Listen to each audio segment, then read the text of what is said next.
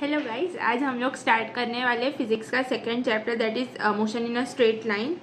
And हम लोग ने यूनिट्स एंड मेजरमेंट कंप्लीट किया है, तो पहले वो बेसिक्स देख लेना सो दैट आपको ये इजी हो जाए। एंड हम लोग ने सम बेसिक कंसेप्ट का पार्ट 4 तक कर लिया है। लास्ट पार्ट बाकी है, कॉन्सेंट्रेशन टर्म्स, जो कि आज ही हम लोग अपलोड कर देंगे। सो अभी हम लोग पहले motion in a straight line से स्टार्ट करते हैं। एंड हम लोग फर्स्ट पार्ट में फर्स्ट 3 टॉपिक्स कवर करने वाले हैं। सेकेंड पार्ट में हम लोग इतना टॉपिक्स करेंगे। लास्ट जो ग्राफ्स एंड रिलेटिव पार्ट वाला है वो पार्ट थर्ड में एनसीईआरटी के लाइंस आते हैं, वो आपको पता है। एनसीईआरटी के लाइंस के क्वेश्चंस आते हैं, असर्शन रीजन क्वेश्चंस आते हैं, वो पार्ट थर्ड में लेंगे। एंड हम लोग स्टार्ट करते हैं without any delay. First, frame of reference क्या होता है? फ्रेम ऑफ रेफरेंस ये है a place from where we take observation, मतलब हम जहाँ से ऑब्जर्वेशन लेंगे ना उसको फ्रेम ऑफ रेफरेंस बोलते हैं। और ऑब्जर्वर को क्या बोलते हैं? जो ऑब्जर्व करता है, जो चीज़ हो रहा है वो ऑब्जर्वेशन ले रहा है, उसको ऑब्जर्वर बोलते हैं। अभी हम लोग एक एग्जाम्पल से समझते हैं। एक लिफ्ट में एक चिंटू करके लड़का खड़ा है, तो वो वहां से ना नीचे देख रहा है, तो ऑब्जर्वर कौन हुआ यहाँ पे? Chintu, of course. And lift क्या हुआ? Frame of reference. Frame of reference मतलब a place from where the observation a person takes the observation, मतलब जिधर खड़ा रह के वो ऑब्जर्वर ऑब्जर्व कर रहा है, उसको हम लोग फ्रेम ऑफ रेफरेंस बोलते हैं।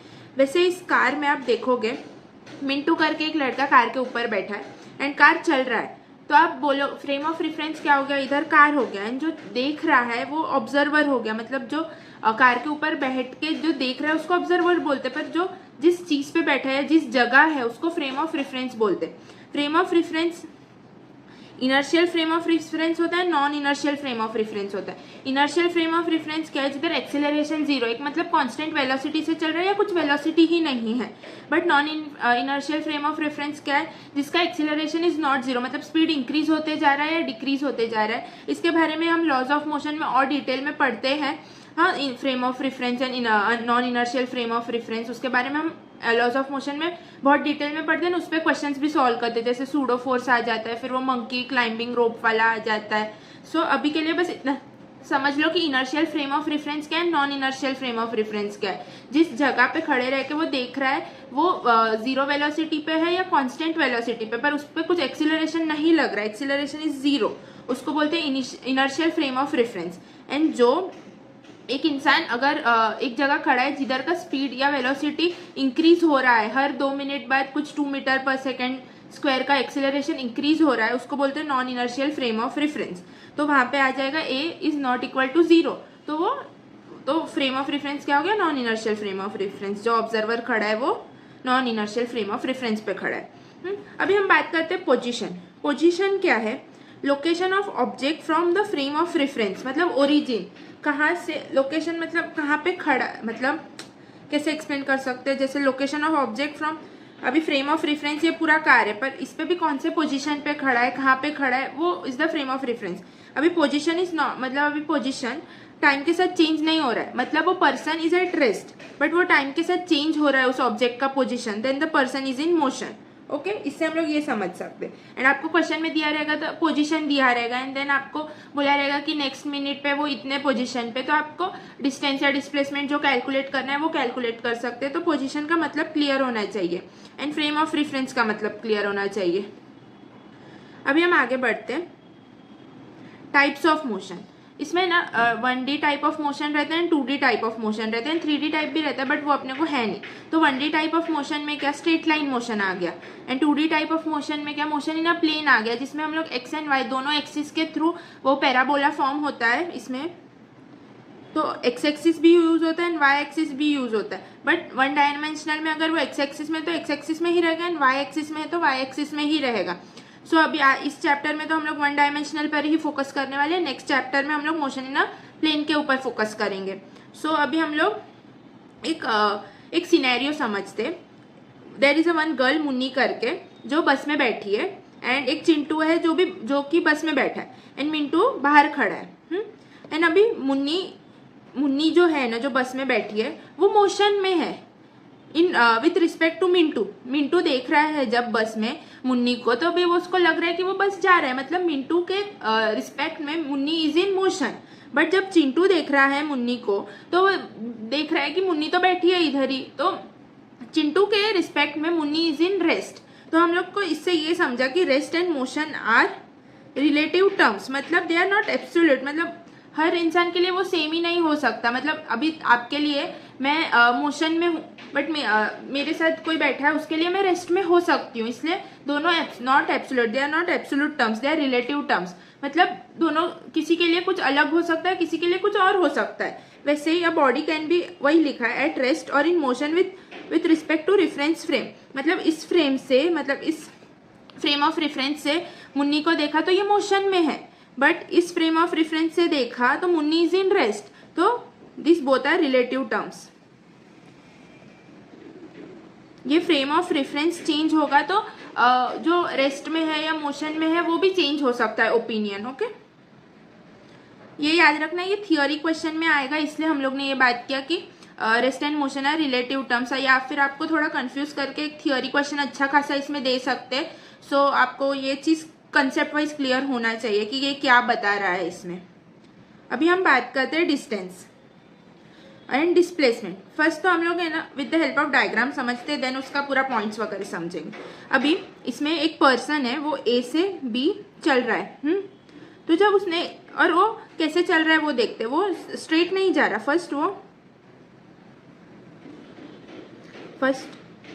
फर्स्ट वो ऐसे गया, देन ऐसे गया, देन ऐसे गया, देन ऐसे गया, देन ऐसे गया, देन ऐसे गया। तो ये उसने ऐसे पाथ फॉलो किया, उसने स्ट्रेट लाइन पाथ कभी फॉलो ही नहीं किया, वो ऐसे चल रहा था, फिर ऐसे गया एंड देन ऐसे, एंड देन बी पे पहुंचा। तो जो नॉर्मल पाथ लेंथ जो रियल में वो फॉलो करता है ना, उसको डिस्टेंस बोलते हैं। एंड जब हम लोग शॉर्टेस्ट पाथ लेंथ ढूंढते हैं ना दोनों पॉइंट्स के बीच में, मतलब इनिशियल एंड फाइनल पॉइंट के बीच में जो शॉर्टेस्ट पाथ लेंथ पॉसिबल है ना, उसको डिस्प्लेसमेंट बोलते हैं।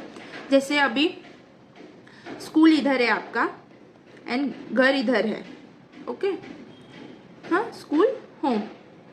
तो अभी आप पूरा ऐसे फ्रेंड के घर से इधर से उधर से घूमते घूमते घूमते घूमते इधर आए, तो ये जो हो गया ना आपका डिस्टेंस है। बट स्कूल से घर तक का जो शॉर्टेस्ट डिस्टेंस पॉसिबल है ना, उसको डिस्प्लेसमेंट बोलते हैं। एंड ये डिस्टेंस, समझा? डिस्प्लेसमेंट और डिस्टेंस का मेन डिफरेंस क्या है? जो टोटल पाथ लेंथ कवर्ड होगा ना, वो डिस्टेंस ही होगा, भले वो कितना भी लंबा जाके कवर हो, बट उनके बीच में एकदम जो शॉर्टेस्ट लेंथ पॉसिबल होगा ना, उसको डिस्प्लेसमेंट बोलते हैं। सो अभी हम लोग इसका पॉइंट्स पढ़ते हैं एक एक। एक्चुअल पाथ ट्रेवल्ड, अभी मैंने बताया जो पूरा एक्चुअल लेंथ उसने कवर किया वो डिस्टेंस बोलते हैं उसको। टोटल पाथ लेंथ वही स्केलर क्वांटिटी होता है, इसमें सिर्फ मैग्नीट्यूड होता है, इसका हम लोग डायरेक्शन नहीं देखते। मतलब अभी वो ऐसे जा रहा है, देन ऐसे जा रहा है, फिर ऐसे जा रहा है, देन ऐसे जा रहा है, तो हम लोग इसमें सिर्फ काउंट करते जाएंगे कि ये कितना डिस्टेंस चल रहा है। हम लोग ये नहीं देखेंगे कि अभी ये नीचे गया तो इसका डायरेक्शन चेंज हुआ, वो सब नहीं देखना है डिस्टेंस में। डिस्टेंस इज ओनली मैग्नीट्यूड, वो स्केलर क्वांटिटी है, इसलिए उसका सिर्फ मैग्नीट्यूड ही चेक होता है। वही लिखा है इधर, डिस्टेंस का कुछ डायरेक्शन नहीं होता, जिधर भी कवर हुआ वो हम लोग को पाथ लेंथ वाइज कैलकुलेट करके सम कर देना है। ऑलवेज पॉजिटिव, नेवर भी नेगेटिव, क्योंकि अभी देखो, अभी हम लोग ग्राफ से समझते। वो एक इंसान है, वो ऐसे फर्स्ट चला, देन 0 से 5 तक चला समझो, एंड देन वो 5 से -10 तक चला। तो जो हम लोग है ना डिस्टेंस कैलकुलेट करते टाइम 5 - 10 नहीं लेंगे, 5 + 10 ही लेंगे, क्योंकि इधर डायरेक्शन का तो मैटर ही नहीं है, कुछ डायरेक्शन तो काउंट ही नहीं होता। तो हम लोग सिर्फ जितना पाथ लेंथ कवर किया उतना ही काउंट करेंगे। तो 5 + 10 आ जाएगा 15 मीटर वो चला, समझा? इसलिए ये can never be negative. Can't decrease with time, ये टाइम के साथ कम नहीं हो सकता। मतलब अभी जैसे हम लोग समझेंगे कि वो ऐसे चल रहा है, 1 सेकेंड पे इधर है एंड 2 सेकेंड पे वो फिर से पीछे आ गया, तो कितना 5 मीटर्स चला एंड फिर से 5 आ गया, तो 0 नहीं हो जाएगा, बिकॉज ये हम लोग इसमें डायरेक्शन काउंट नहीं करते, ऑलवेज ऐड होगा, कांट भी नेगेटिव, एंड वो टाइम के साथ बढ़ेगा आगे हमेशा डिस्टेंस। अभी 1 सेकेंड पे वो 5 मीटर चला ना, तो 2 सेकेंड पे वो 10 सेकेंड्स चलेगा, क्योंकि वो पीछे आके फिर से उधर जा रहा है उस पॉइंट पे। तो हमेशा टाइम के साथ इंक्रीज होगा, क्योंकि हमेशा डिस्टेंस ऐड होगा, ना कि डायरेक्शन के हिसाब से उसको नेगेटिव साइन देके सब्ट्रैक्ट करेंगे वगैरह, हमेशा ऐड होगा, उसमें कोई डायरेक्शन ही नहीं है। जितना पाथ कवर हुआ उसको डायरेक्टली टोटल कर दो, आपको आंसर आ जाएगा।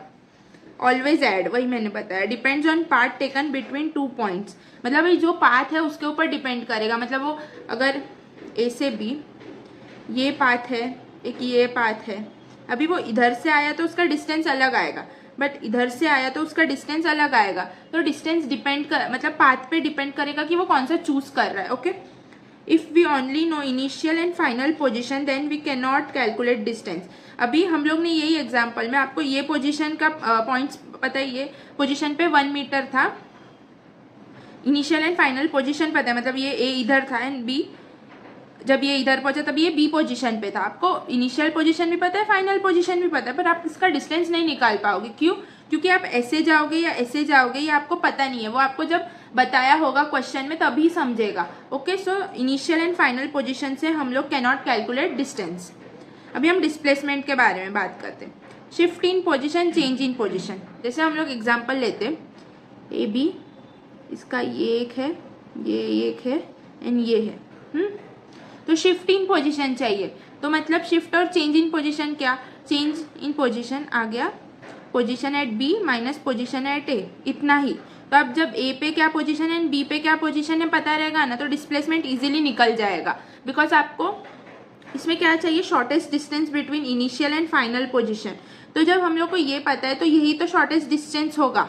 ओके, वेक्टर क्वांटिटी है ये, मतलब अभी एक इंसान इतना चला 5 मीटर्स एंड देन वो फिर से बैक चला 3 मीटर्स, तो इसका डिस्टेंस कितना हो जाएगा? 8 मीटर्स। क्योंकि हम लोग डिस्टेंस में उसका डायरेक्शन नहीं देखते, बट डिस्प्लेसमेंट वेक्टर क्वांटिटी है, मतलब इसका मैग्नीट्यूड भी देखना है एंड डायरेक्शन भी देखना है। मतलब जब आगे जा रहा था तभी +5 मीटर, बट जब पीछे आ रहा था तभी -3 मीटर हो गया, तो आ गया 2 मीटर ही डिस्प्लेसमेंट हुआ है इस इंसान का, बट उसने टोटल डिस्टेंस कितना कवर किया? 8 मीटर। तो आपको ये चीज इससे क्लियर होना चाहिए कि डिस्प्लेसमेंट वेक्टर क्वांटिटी है, इसलिए उसका डायरेक्शन मैटर करता है and distance is a scalar quantity, इसलिए उसका डायरेक्शन मैटर नहीं करता। इसकी वजह से जो नेगेटिव में वो चलेगा तो उसको ऐड ही करेंगे हमेशा। सो अभी हम आगे बढ़ते हैं। Direction from initial to final position, वही ऊपर बताया। It does not depends on path taken, वो कौन से भी पाथ से है उससे कुछ फर्क नहीं पड़ता। हमेशा डिस्प्लेसमेंट क्या होगा? Final position minus initial position, because displacement का मेन डेफिनेशन क्या है? Shortest distance between the 2 points वो चला या उसने कवर किया। ये पॉजिटिव भी हो सकता है, नेगेटिव भी हो सकता है, जीरो भी हो सकता है। अभी पॉजिटिव तो समझा ऐसे होगा, अभी नेगेटिव कैसे होगा? अभी ये समझो 6 मीटर्स चला एंड देन बैक साइड में 8 मीटर्स चला, तो अभी हम लोग वेक्टर क्वांटिटी इसलिए डायरेक्शन भी देखते हैं। तो +6 metre minus 8 metre is equal to -2 metre आ जाएगा। तो देखो नेगेटिव में आंसर आ रहा है। अभी जीरो कैसे आएगा? अब अगर ये 5 मीटर्स चला एंड देन उसने टर्न लेके फिर से 5 मीटर्स चला, जो इनिशियल पॉइंट था वहां पे ही पहुंच गया फिर से फाइनल पॉइंट, तो क्या हो जाएगा? 5 मीटर चला, फिर इसका डायरेक्शन लेते तो -5 आ जाएगा, जो आ जाएगा 0। तो जब इनिशियल पॉइंट और फाइनल पॉइंट सेम रहेगा तभी 0 आएगा, ये चीज याद रखना। And it can decrease with time, मतलब अभी इधर आप देखो कि ये 1 सेकेंड में 6 मीटर्स चल रहा है एंड सेकेंड में ये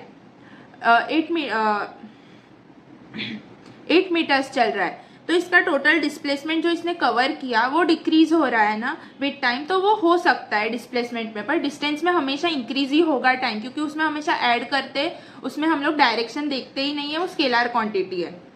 सो अभी last point, if we know final and initial position then we can calculate displacement. Correct, ये हम लोग ने प्रूव ही किया इतने सारे एग्जाम्पल से। अभी हम आगे बढ़ते हैं, ये क्वेश्चंस पे आते हैं। इसमें देखना कि फर्स्ट एक इंसान इतना 4 मीटर चला एंड देन टर्न लेके 3 मीटर्स चला, तो इसका डिस्टेंस कितना आ गया? 4 + 3 7 मीटर। डिस्टेंस ऑलवेज ऐड, जितना भी पाथ लेंथ कवर हुआ है उतना, पर डिस्प्लेसमेंट 4 मीटर्स ऐसे चला, 4 metre positive 4 metre and then direction check करेंगे तो पीछे चला -3 मीटर, तो आ जाएगा 1 मीटर डिस्प्लेसमेंट। हाँ, अभी हम लोग ये चेक कर डिस्टेंस कैसे, टोटल पाथ लेंथ इधर से लास्ट तक कितना चला? 4 मीटर्स, तो आ गया 4 मीटर। डिस्प्लेसमेंट चेक करेंगे तो वो आगे ही बढ़ रहा है इतना, तो डिस्प्लेसमेंट भी 4 मीटर्स आ गया। समझा? डिस्टेंस एंड डिस्प्लेसमेंट सेम हो सकता है जब स्ट्रेट लाइन में ट्रैवल कर रहा है, तो अगर उसने टर्न ले लिया किधर तो डिस्प्लेसमेंट चेंज होगा, बट अगर स्ट्रेट लाइन में ट्रैवल कर रहा है ना तो डिस्टेंस हमेशा वन डायरेक्शन में, एक ही डायरेक्शन में, ऐसा नहीं कि स्ट्रेट लाइन में भी डायरेक्शन चेंज किया। जब स्ट्रेट लाइन में एक ही डायरेक्शन पे एक ऑब्जेक्ट या इंसान चल रहा है तो उसका डिस्टेंस एंड डिस्प्लेसमेंट हमेशा सेम रहेगा। अभी हम ये क्वेश्चन पे आते हैं। इसमें क्या है? ए पॉइंट से बी पॉइंट तक एक इंसान चला, मतलब इधर से इधर, तो इसका डिस्टेंस कितना हो गया? 7 metre of course, correct. But displacement क्या हो गया, डिस्प्लेसमेंट ऐसे तो नहीं ले सकते, डिस्प्लेसमेंट का मतलब क्या, shortest distance a path, shortest distance covered. तो कौन सा शॉर्टेस्ट है, ऑफकोर्स ए एंड बी वाला, ये वाला part is the shortest, right. तो हम लोग इसका हाइपोटेनस से ये निकाल सकते, तो क्या आ जाएगा 4 स्क्वायर प्लस 3 स्क्वायर रूट, तो आ जाएगा रूट 5 स्क्वायर, तो आ जाएगा 5 मीटर। तो डिस्प्लेसमेंट कितना आ गया 5 मीटर। तो आपको हाइपोटेन ये निकालना आता है ये पाइथागोरस थ्योरम से, सो ये बहुत बड़ा डील नहीं है। सो पर ये समझना इंपॉर्टेंट है कि शॉर्टेस्ट लेंथ हमेशा डिस्प्लेसमेंट रहेगा एंड जो प्रॉपर पाथ लेंथ जो फॉलो हुआ है वो डिस्टेंस है। अभी हम लोग और क्वेश्चंस करेंगे, पहले तो अभी इस बारे में समझते। जैसे अभी मैं इसमें हम लोग डिस्टेंस, अभी हम लोग क्वेश्चन से ही समझते हैं। Which of the following option is correct for 1D motion. 1D motion मतलब स्ट्रेट लाइन में चल रहा है। अभी इसमें हम लोग को बताया नहीं है कि वो डायरेक्शन चेंज कर, 1D मोशन का मतलब इस स्ट्रेट लाइन में चल रहा है। तो अभी हम लोग को पता है क्या डायरेक्शन चेंज कर रहा है कि नहीं। तो इसमें डिस्टेंस और डिस्प्लेसमेंट का क्या रिलेशन होगा, डिस्टेंस और डिस्प्लेसमेंट इक्वल भी हो सकता है जब वो डायरेक्शन चेंज ना करे, but distance and displacement unequal भी हो सकता है जब वो डायरेक्शन चेंज करे। तो जब डायरेक्शन चेंज किया तो क्या होगा, डिस्टेंस बड़ा होगा। अभी हम लोग यही क्वेश्चन में देखेंगे कि इधर डिस्टेंस बड़ा है डिस्प्लेसमेंट से जब डायरेक्शन चेंज किया, बट जब सेम डायरेक्शन में है तो दोनों इक्वल है। तो हम लोग ये रिलेशन को कैसे लिख सकेंगे, देखते ऑप्शंस देखते। Distance is equal to displacement, हाँ ये हो सकता है, बट और एक कंडीशन भी हो सकता है, सो ये प्रॉपर आंसर नहीं है। डिस्टेंस ज्यादा होगा डिस्प्लेसमेंट से, हाँ अगर डायरेक्शन चेंज किया तो ऑफकोर्स डिस्टेंस ज्यादा होगा डिस्प्लेसमेंट से, बट डायरेक्शन चेंज नहीं किया तो क्या, तो ये भी ऑप्शन प्रॉपर नहीं है। डिस्टेंस कम होगा डिस्प्लेसमेंट से, ये तो पॉसिबल ही नहीं है, डिस्टेंस हमेशा ज्यादा ही होगा डिस्प्लेसमेंट में, कौन से भी केस में ले लो। सो ये तो पूरा ही गलत है। डिस्टेंस इज मोर और इक्वल टू डिस्प्लेसमेंट, हाँ ये हो सकता है, अगर इक्वल है मतलब वो स्ट्रेट लाइन चल रहा है एंड डिस्टेंस ज्यादा है, इसका मतलब वो स्ट्रेट लाइन में डायरेक्शन चेंज हुआ था। तो थर्ड इज द ऑप्शन। अभी हम आगे बढ़ते हैं। Which of the following option is correct for 1D motion without change in direction, without change in direction. तो अभी हम लोग ने फर्स्ट केस में क्या देखा था, 1D मोशन में दोनों में देखा, डायरेक्शन चेंज हुआ तभी भी एंड डायरेक्शन चेंज नहीं हुआ तभी भी, क्योंकि इधर स्पेसिफिक नहीं दिया था कि क्या चाहिए, उसमें सिर्फ 1D मोशन दिया था, इसलिए डिस्टेंस ज्यादा हम लोग ने ये एग्जाम्पल से समझा कि स्ट्रेट लाइन में ही अगर डायरेक्शन चेंज हुआ तो डिस्टेंस ज्यादा आएगा डिस्प्लेसमेंट से, एंड अगर साथ में सेम लाइन पे ही चल रहा है तो दोनों सेम आएगा। तो अभी इधर क्या पूछा है, विदाउट चेंज इन डायरेक्शन, मतलब सेकेंड केस इसमें डायरेक्शन चेंज नहीं हो रहा, तो इसमें क्या हो जाएगा, डिस्टेंस एंड डिस्प्लेसमेंट हमेशा सेम ही रहेगा।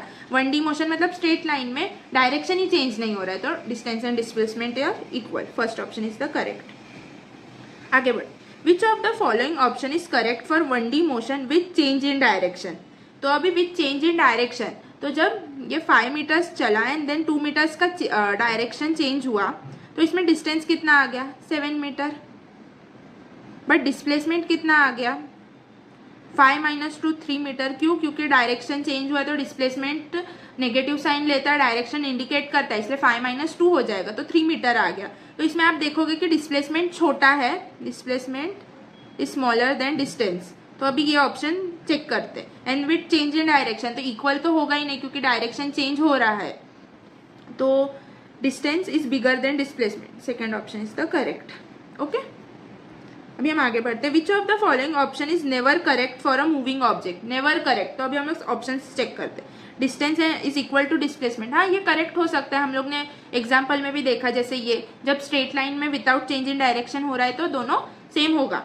सेकेंड ऑप्शन, डिस्टेंस ज्यादा होगा डिस्प्लेसमेंट्स में, ऑफकोर्स हम लोग ने ये क्वेश्चन भी देखा जिसमें टर्न ले रहा है, डायरेक्शन चेंज हुआ तो डिस्टेंस बढ़ा, इंक्रीज ही है, डिस्प्लेसमेंट कम है डिस्टेंस से।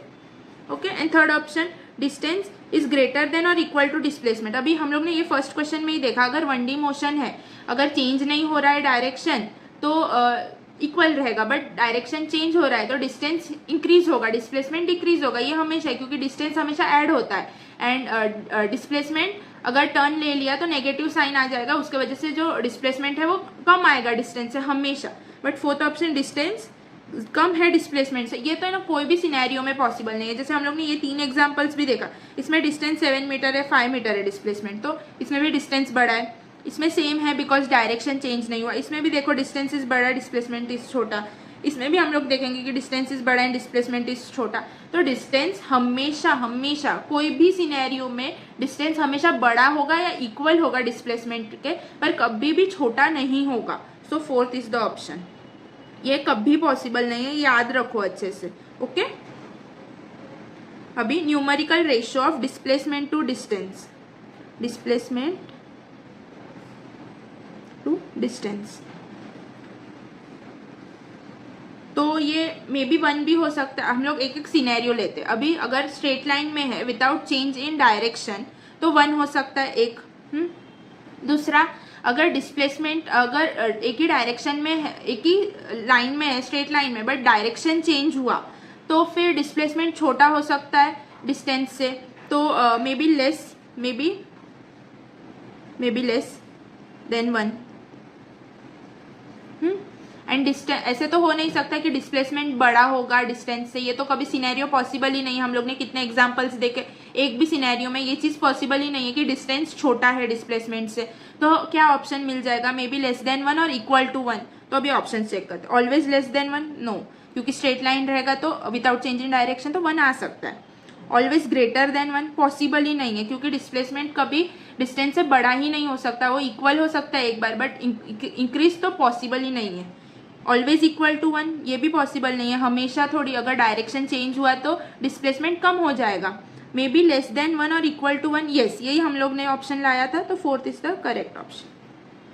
अब ये 2 इंपॉर्टेंट लाइन है, ये अच्छे से रीड करना, बिकॉज अभी थियोरी क्वेश्चंस पे ज्यादा फोकस रखना पड़ेगा। बिकॉज थियोरी क्वेश्चंस पूछेंगे अगले साल, क्योंकि थोड़ा टफ बनाना है पेपर, तो ये क्वेश्चंस आएंगे। डायरेक्ट सम सब लोग कर पाते हैं, बट थियोरी क्वेश्चन जो है वो बहुत इंपॉर्टेंट है। The magnitude of displacement may or may not be equal to the path length traveled by an object। हाँ, जो डिस्प्लेसमेंट है वो मे बी और मे नॉट बी इक्वल हो सकता है डिस्टेंस कितना कवर हुआ है। ये हम लोग ने सब 2-3 सिनेरियो जो हम लोग ने एग्जांपल में लिया उससे समझा। करेक्ट। सेकेंड पॉइंट क्या दिया? The magnitude of the displacement for a complete motion may be 0 but the corresponding path length is not 0। हाँ, जैसे अभी A एंड B, तो इधर से ये 5 मीटर्स चला एंड देन टर्न लेके फिर से 5 मीटर्स इनिशियल पोजीशन पे आ गया। तो ये फॉर अ डिस्प्लेसमेंट इसमें कंप्लीट 0 हो सकता है। डिस्प्लेसमेंट इधर पूरा 0 हो गया, बिकॉज 5 मीटर्स पॉजिटिव में, 5 मीटर्स नेगेटिव में, तो 0 हो गया। तो ये may be 0 for a complete motion, इतना मोशन किया उसका 0 हो सकता है। बट डिस्टेंस हमेशा 10 मीटर ही आएगा। सो डिस्टेंस 0 नहीं होगा। जब भी हम लोग इसका क्या कंक्लूड करने का कोशिश करें कि डिस्प्लेसमेंट भले ही 0 हो ना, तो डिस्टेंस 0 होगा कि नहीं वो डिपेंड करेगा। ऐसा नहीं है कि डिस्प्लेसमेंट 0 है तो डिस्टेंस 0 होगा ही होगा। ओके, सो ये पॉइंट्स याद रखना। जैसे आप लोग पूरा दिन सुबह से काम करते हैं, रात को फिर से घर आते हैं, तो ऐसे देखेंगे तो आपका displacement is 0 but distance covered कुछ और है, बिकॉज डिस्टेंस पाथ लेंथ पे कवर होता है, ना कि डिस्प्लेसमेंट कैसा है कि आप इनिशियल पोजीशन क्या है एंड फाइनल पोजीशन क्या है। बस ये 2 चीज मैटर करता है डिस्प्लेसमेंट में, बट अपना डिस्टेंस में वो चीज मैटर नहीं करता। पाथ लेंथ कितना कवर हुआ है वो मैटर करता है। जैसे अभी आप ये क्वेश्चंस में, ये क्वेश्चन 5 मीटर और 2 मीटर, इसमें आप ये ना देखो कि 5 metre positive and then 2 metre negative आ रहा है इसलिए 3 मीटर। ऐसे भी देख सकते हैं कि इनिशियल पोजीशन ये है, फाइनल पोजीशन ये है। करेक्ट। बी, तो हम देख सकते 5 में से 2 कट कर दो तो 3 आ गया, 3 मीटर है। तो यही डिस्प्लेसमेंट हुआ। हम लोग final position minus initial position से भी आंसर ला सकते। सो आपको ये चीज क्लियर होना चाहिए। सो अभी हम आगे बढ़ते। ये अगर डिस्प्लेसमेंट 0 है तो ऑब्जेक्ट इज एट रेस्ट, या तब भी अगर ऑब्जेक्ट रेस्ट पे है तब भी डिस्टेंस 0 होगा। अगर डिस्प्लेसमेंट 0 है तो उसका मतलब क्या हो सकता है? एक केस 1 क्या हो सकता है कि ऑब्जेक्ट रेस्ट पे है, एंड केस 2 क्या हो सकता है? ऑब्जेक्ट किसी ऑब्जेक्ट का initial and final position same है। ये 2 केस हो सकते हैं जब डिस्प्लेसमेंट 0 है। तो जब डिस्प्लेसमेंट 0 है तभी अगर ऑब्जेक्ट रेस्ट पे है ना, तो डिस्टेंस भी 0 होगा। बट अगर ऑब्जेक्ट का initial and final position same है ना, तो डिस्टेंस 0 नहीं होगा। तो ये आपको ये असर्शन रीजन क्वेश्चंस में देंगे। सो आपको ये क्लियर होना चाहिए कि किस सिनेरियो में क्या केस लग रहा है, एंड देन आप सॉल्व करो। एंड अगर डिस्टेंस 0 है तो डेफिनेटली डिस्प्लेसमेंट 0 ही रहेगा। डिस्टेंस जीरो मतलब पाथ लेंथ कुछ कवर ही नहीं हुआ, इसका मतलब डिस्प्लेसमेंट भी आप निकाल ही नहीं पाओगे। तो डिस्प्लेसमेंट ऑलवेज जीरो रहेगा जब distance is zero, but displacement zero रहेगा तभी डिस्टेंस जीरो रहेगा कि नहीं ये हम लोग बता नहीं सकते। तो अभी हम लोग क्वेश्चन से करते, थियोरी क्वेश्चन है तो आपको और क्लियर होगा। Correct statement among the following is when displacement is zero distance travelled is not zero. Correct है, मतलब जब डिस्प्लेसमेंट जीरो है तो मे भी बोल सकते हैं, ऐसे ही नहीं बोल सकते कि ऑलवेज। अभी दूसरे ऑप्शंस पढ़ते हैं देन कंक्लूड करेंगे कि क्या आंसर है। व्हेन डिस्प्लेसमेंट इज जीरो मतलब डिस्प्लेसमेंट जीरो है तो distance travelled is also zero. नहीं, ये भी पॉसिबल नहीं है, मतलब डिस्टेंस ट्रैवल हुआ वो जीरो है कि नहीं वो हम लोग को पता नहीं है कि मोशन में initial and final position same था या डिस्प्लेसमेंट जीरो था, क्या केस है वो बताया नहीं है, वो हम लोग को इस लाइन से समझ भी नहीं रहा। तो अभी के लिए ये ऑप्शन भी रॉन्ग है। When distance is zero displacement is not, ये तो प्रॉपरली रॉन्ग है। अगर डिस्टेंस जीरो है तो डिस्प्लेसमेंट हमेशा जीरो ही रहेगा। And distance and displacement are always equal, ये तो ऑलवेज तो पॉसिबल नहीं है, तो ये भी रॉन्ग। तो first is the correct option. When displacement is zero, distance traveled is not zero. Okay? ये हम लोग ये इससे, क्योंकि इसमें हम लोग को प्रॉपरली नहीं दिया हुआ कि क्या सिनेरियो है, बट हम लोग को दूसरे तीन ऑप्शन से ये फर्स्ट ऑप्शन ही करेक्ट लग रहा है, इसलिए first option is the correct option. Second option correct क्यों नहीं है? When displacement is zero distance travelled is also zero, वो बता रहे कि जब डिस्प्लेसमेंट जीरो है तो डिस्टेंस भी जीरो रहेगा, वो तो गलत है क्योंकि डिस्टेंस जीरो भी हो सकता है नॉन जीरो भी हो सकता है। थर्ड ऑप्शन में तो प्रॉपरली रॉन्ग है। एंड फोर्थ ऑप्शन एक केस है, वो ऑलवेज तो पॉसिबल नहीं है। तो first is the correct option.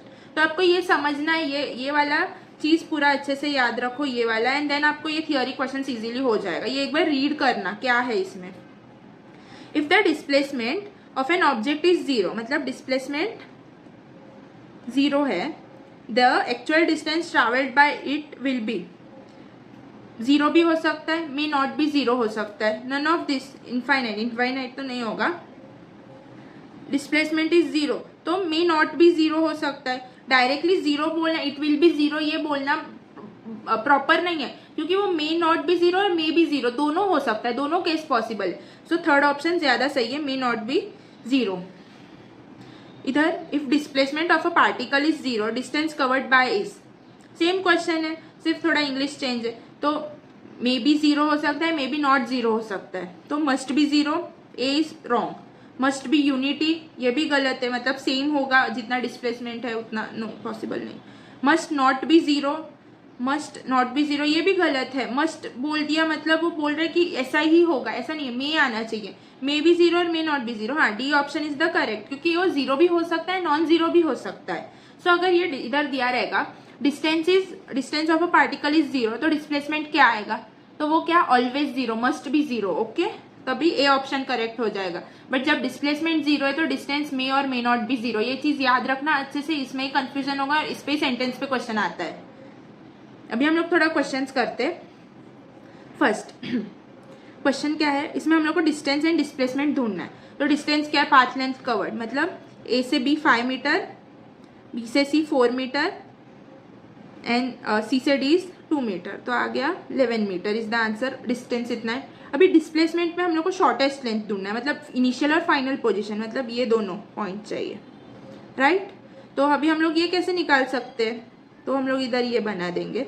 तो ये B and C is 4 metre, तो ये वाला भी 4 मीटर होगा, एंड ये 2 मीटर का है तो ये हो जाएगा 3 मीटर का। तो जब पाइथागोरस से सॉल्व करेंगे तो ए टू डी क्या आ जाएगा, 5 मीटर, तो 5 मीटर।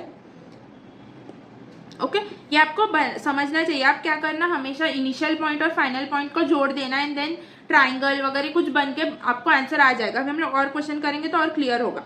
जैसे बी, इसमें क्या देके रखा है, ए से हम लोग पहले डिस्टेंस ढूंढते हैं। ए से बी जाने में 4 metre path length covered, B से सी 7 मीटर, सी से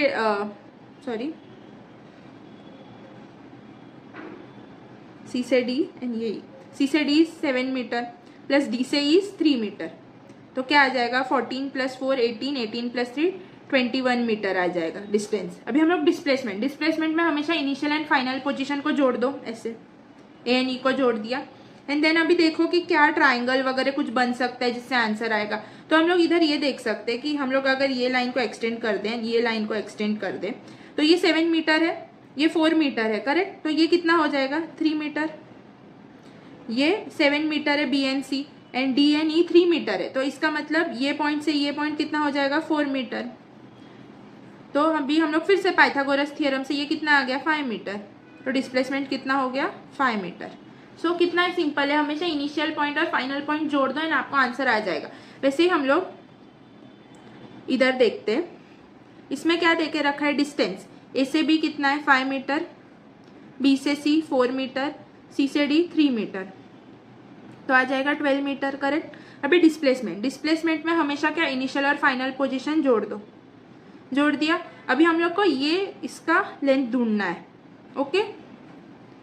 तो अगर ये 4 मीटर को हम लोग ने इधर से जोड़ने के टाइम ये हाफ हो गया, तो ये 2 मीटर 2 मीटर, देन इसका लेंथ ढूंढो एंड देन इसका लेंथ ढूंढो, फिर x प्लस एक्स कर दो। ये आप ढूंढो पाइथागोरस थ्योरम से, थोड़ा रूट में आंसर आएगा बट चेक करो। ये हम लोग फिर इसका आंसर मैं आपको टेलीग्राम पे पोस्ट कर दूंगी, ये आप सॉल्व करके कमेंट कर देना आंसर, सो दैट देख सकते किसको कितना आ रहा है, ओके। 2 मिनट, ये इधर 12 मीटर, सॉरी वो स्क्रीन पे आ जाएगा। इफ इनिशियल पोजीशन, अभी है ना ये एक अच्छा क्वेश्चन है, देखना इस पे कंफ्यूजन कर सकते वैसा क्वेश्चन है। x1 y1 z1 and final position x2 y2 z2, then find distance and displacement.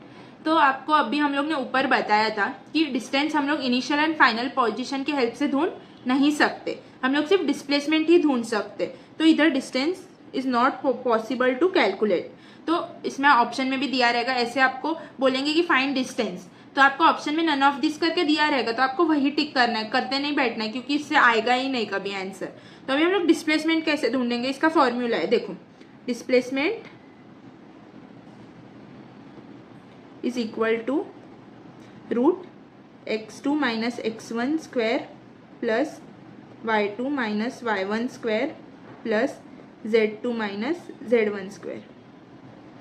समझा, ये फॉर्मूला है दो पोजीशन के बीच में, मतलब अभी ये एक्स एक्सिस में भी है, वाई एक्सिस में भी है, जेड एक्सिस में भी है, इधर देख सकते ए एंड बी पोजीशन। तो हम लोग इसका एग्जैक्ट डिस्प्लेसमेंट ढूंढना है, शॉर्टेस्ट लेंथ ढूंढना है, तो हम लोग को ये फॉर्मूला से आराम से ढूंढ सकते। x2 माइनस x1 किया, x2 माइनस x1 का square plus y2 minus y1 का square plus z2 minus z1 का स्क्वायर। अगर ये चीज अगर स्ट्रेट लाइन में ही है ना, तो डिस्टेंस भी कैलकुलेट कर सकते हैं ऑफकोर्स, क्योंकि इधर हम लोग को इसके बीच का पाथ लेंथ कवर्ड नहीं बताया, direct initial and final position बताया। अगर एक स्ट्रेट लाइन का आपको इनिशियल एंड फाइनल पोजीशन बताया है एंड आपको पाथ लेंथ कितना कवर है नहीं बताया, तो उसका डिस्टेंस ऑफकोर्स आप नहीं ढूंढ पाओगे, बट आप उसका डिस्प्लेसमेंट ऑफकोर्स ढूंढ पाओगे। कैसे डिस्प्लेसमेंट इसका कैसे ढूंढ पाएंगे कि final position minus initial position कर दिया तो आपको डिस्प्लेसमेंट आ जाएगा, ओके। सो ये चीज क्लियर होगा आपको। एंड अभी हम लोग सर्कल का डिस्टेंस एंड डिस्प्लेसमेंट समझते। तो एक सर्कल में जब डिस्टेंस एंड डिस्प्लेसमेंट ढूंढना है तो डिस्टेंस बहुत इजी है। डिस्टेंस अगर इतना चला एक इंसान, तो जो ये प्रॉपर जितना चला ना पाथ लेंथ कवर्ड, वो डिस्टेंस हो जाएगा। बट डिस्प्लेसमेंट क्या है, शॉर्टेस्ट लेंथ। तो हम लोग जो ए पॉइंट से बी पॉइंट है ना डायरेक्ट लाइन बनाएंगे, वो डिस्प्लेसमेंट हो जाएगा। तो अभी डिस्टेंस का फॉर्मूला तो बहुत ईजी है, हम लोग डायरेक्ट आर इंटू थीटा कर देंगे, मतलब आर इंटू कितना एंगल कवर हुआ वो कर देंगे, तो हम लोग को डिस्टेंस कवर्ड मिल जाएगा। हम लोग जैसे आर्क का फॉर्मूला है ना, आर्क ढूंढने के लिए यही करते हैं, आर इंटू थीटा, आर्क का कितना डिस्टेंस है वो ढूंढने के लिए, तो वही डिस्टेंस का फॉर्मूला भी वही है, ओके। एंड डिस्प्लेसमेंट कैसे ढूंढेंगे, initial final position minus initial position. अभी फाइनल क्या है B point and initial is A point. तो अभी हम लोग ये इधर हेल्प, ये ट्राइंगल के हेल्प से समझ सकते हैं कि इधर हम लोग ने हाफ ट्राइंगल लिया इतना, ओके, ये एंड इधर 90 डिग्री बन रहा है। इसका इस थीटा बाय 2 एंगल, क्योंकि ये पूरा इस थीटा, तो ये हाफ का थीटा बाय 2, ये रेडियस, ये ए पॉइंट एंड इसको हम लोग ने एक्स ले लिया, ये भी एक्स ये भी एक्स। तो पहले हम लोग है ना एक्स का वैल्यू ढूंढेंगे विथ हेल्प ऑफ ट्रिग्नोमेट्री। तो साइन थीटा बाय 2 किया, तो साइन थीटा बाय 2 क्या आता है, साइन थीटा नॉर्मली क्या होता है, ये एडजस्ट मतलब ऑपोजिट साइड बाय हाइपोटेनस। तो ऑपोजिट साइड क्या है, X, X by R, R hypotenuse है, करेक्ट, ये राइट एंगल है तो ये हाइपोटेनस हुआ आर। तो अभी हम लोग का थीटा बाय 2 है, तो theta by 2 is equal to X by R ले लिया, तो इससे हम लोग को एक्स का वैल्यू आ गया आर साइन थीटा बाय 2। तो हम लोग को सिर्फ एक्स का, ये इस एक साइड का वैल्यू आया, तो हम लोग को 2x का चाहिए ना, तो 2 into R sine theta by 2। तो ये बन गया फॉर्मूला। ओके, एंड ये कैसे आया समझाने, ये डायरेक्ट आर्क का फॉर्मूला है। हम लोग आर्क का डिस्टेंस ढूंढने के लिए यही फॉर्मूला यूज करते हैं कि कितना रेडियस है बाय कितना एंगल कवर हुआ है, उसको आर थीटा बोल देते। जैसे हम लोग ने ये पैरेलक्स एंगल वगैरह ढूंढना था, उसमें ये फर्स्ट प्लेन एंगल था ना, उसका आर्क हम लोग ने ऐसे ही ढूंढा था, वैसे इधर भी वही चीज है। ओके, करते तो क्वेश्चंस। फर्स्ट क्वेश्चन है, a vehicle moves from point P to Q in a circular path as shown in the figure. Find the distance P to R to S इधर लिखा है, and find the distance traveled by the vehicle. Find out the magnitude of the displacement of the vehicle.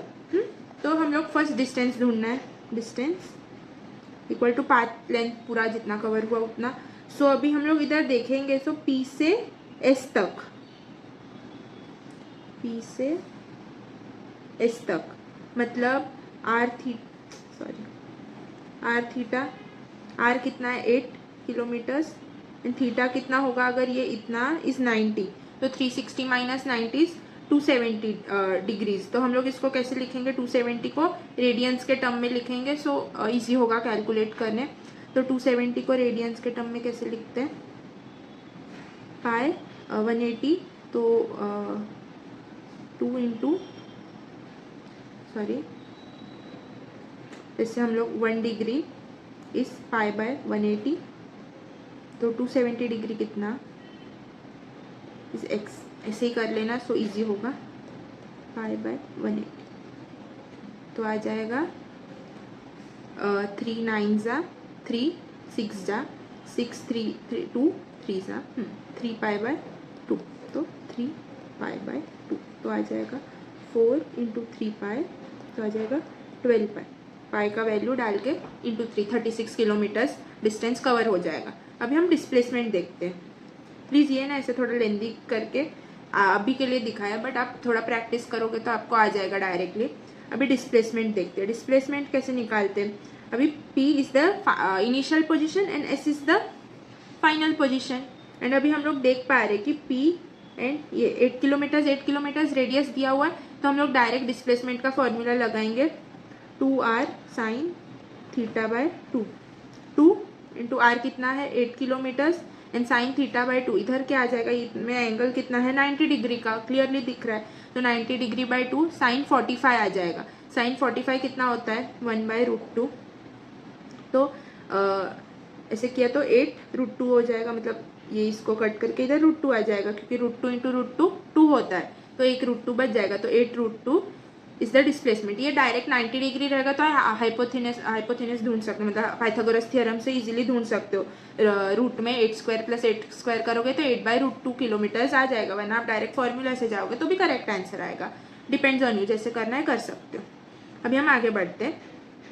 N athlete covers 3.5 rounds on a circular track of radius 50 metre, calculate the total distance and displacement travelled by him. Circular track पे with radius 50 metres 3.5 rounds इसने cover किया। तो अभी हम देखेंगे, इसने first round cover किया, second round cover किया, थर्ड राउंड कवर किया, अभी 3.5 मतलब इसने थर्ड राउंड है वो आधा ही कवर किया है, मतलब इधर तक। तो अभी हम लोग इसका डिस्प्लेसमेंट तो इससे डायरेक्टली निकाल सकते हैं। तो इसका इनिशियल पोजीशन ये था, फाइनल पोजीशन ये, मतलब डिस्प्लेसमेंट कितना हो गया, डिस्प्लेसमेंट कितना हो गया 2r, मतलब डायामीटर जितना है उतना, तो डिस्प्लेसमेंट इज 100 मीटर। समझा है ना। अभी इनिशियल पॉइंट ये है एंड 3.5 राउंड्स के बाद final point is this final, तो डायरेक्टली ये कैलकुलेट किया इसके बीच का डिस्टेंस, दैट इज 2r, तो हो गया डिस्प्लेसमेंट। अभी डिस्टेंस के बारे में बात करें, अगर 3 राउंड्स रहता है ना तो डिस्प्लेसमेंट इनिशियल पॉइंट और फाइनल पॉइंट सेम हो जाता है, तो डिस्प्लेसमेंट वहाँ पे 0 हो जाता है। बट इधर 3.5 राउंड्स है, मतलब आधे पे जाके पहुंचा, तो इन दोनों के बीच का शॉर्टेस्ट लेंथ कितना है, ये वो है 100 मीटर्स जो है डायामीटर, तो 100 मीटर इज द आंसर।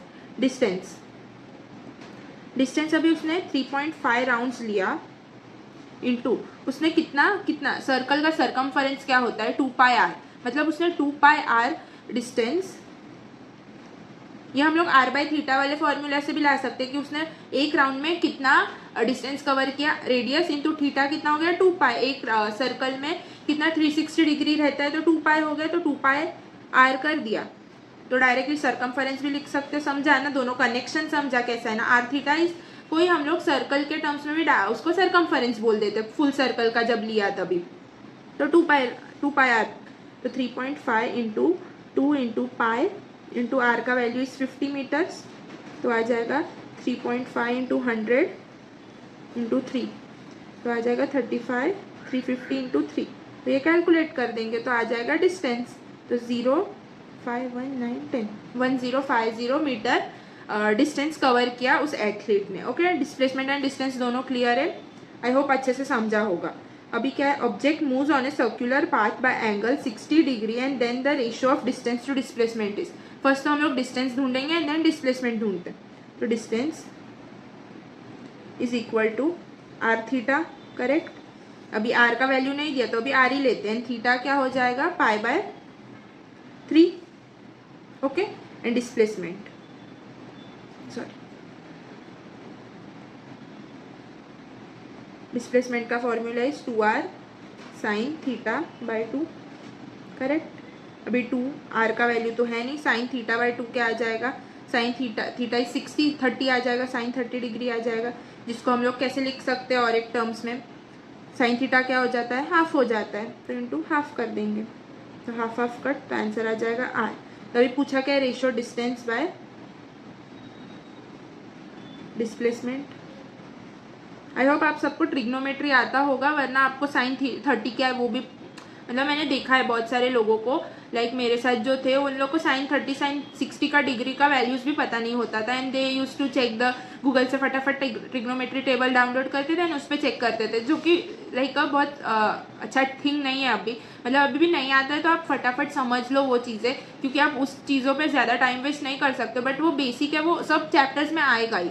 सो आप प्लीज़, मेरा रिक्वेस्ट है, अगर आपको बेसिक मैथ्स लाइक बेसिक मतलब बहुत बेसिक है ना, जो ट्रिग्नोमेट्री है, अभी पाइथागोरस थियरम है, वो प्लीज़ सीख लो। इंटीग्रेशन डिफरेंशिएशन ऑफकोर्स हम लोग इधर करेंगे, बट ये जो ट्रिग्नोमेट्री का साइन थीटा का साइन 30 साइन 60 का वैल्यूज है वो मैं सिखाते नहीं बैठ सकती हैं, इतना टाइम भी नहीं है आपके पास, अगर आप 12th ड्रॉपर हो या 12th स्टैंडर्ड में हो। सो प्लीज़ आप खुद से एक बार समझ लो, फटाफट 1-2 घंटा डालो एंड पूरा वो समझ लो, ओके। तो आ जाएगा पाई आर बाय 3 एंड डिस्प्लेसमेंट कितना है आर, तो आर कट, तो आ जाएगा pi by 3 is the answer. Ratio कितना है पाई बाय 3, ओके। अभी हम आगे बढ़ते हैं, क्वेश्चन दूसरा क्वेश्चन। डिस्टेंस, अभी हम लोग को है ना कंडीशन दिया है, उसमें डिस्प्लेसमेंट क्या होगा वो बताना है। अभी डिस्टेंस इज 0, तो आपको पता है डिस्टेंस जब 0 रहेगा तो अभी डिस्प्लेसमेंट तो ऑफकोर्स 0 ही होगा, डिस्प्लेसमेंट मस्ट बी 0। अभी इधर लिखा है डिस्टेंस इज नॉट 0, जब डिस्टेंस 0 नहीं है तो इसका मतलब डिस्प्लेसमेंट 0 भी हो सकता है, नॉन 0 भी हो सकता है। 0 क्यों होगा, बिकॉज अगर वो इनिशियल पॉइंट और फाइनल पॉइंट सेम हो गया तो उसमें डिस्टेंस तो नॉन 0 रहेगा बट डिस्प्लेसमेंट 0 होगा। सो मे बी 0 और नॉन 0। अभी दिया है डिस्प्लेसमेंट इज 0, डिस्प्लेसमेंट जब 0 है तभी डिस्टेंस 0 भी हो सकता है, डिस्टेंस 0 नॉन 0 भी हो सकता है, जैसे जो इस पॉइंट में ये इसमें समझाया वही इधर अप्लाई होगा। सो डिस्टेंस 0 भी होगा, 0 और नॉन 0, मे बी। अभी डिस्प्लेसमेंट इज नॉट 0, डिस्प्लेसमेंट 0 नहीं है, इसका मतलब डिस्टेंस तो मस्ट है कि नॉन 0 ही है, डिस्टेंस इज नॉन 0 डेफिनेटली। अगर डिस्प्लेसमेंट 0 नहीं है इसका मतलब तो डिस्टेंस कभी 0 होगा ही नहीं, सो distance is definitely non 0।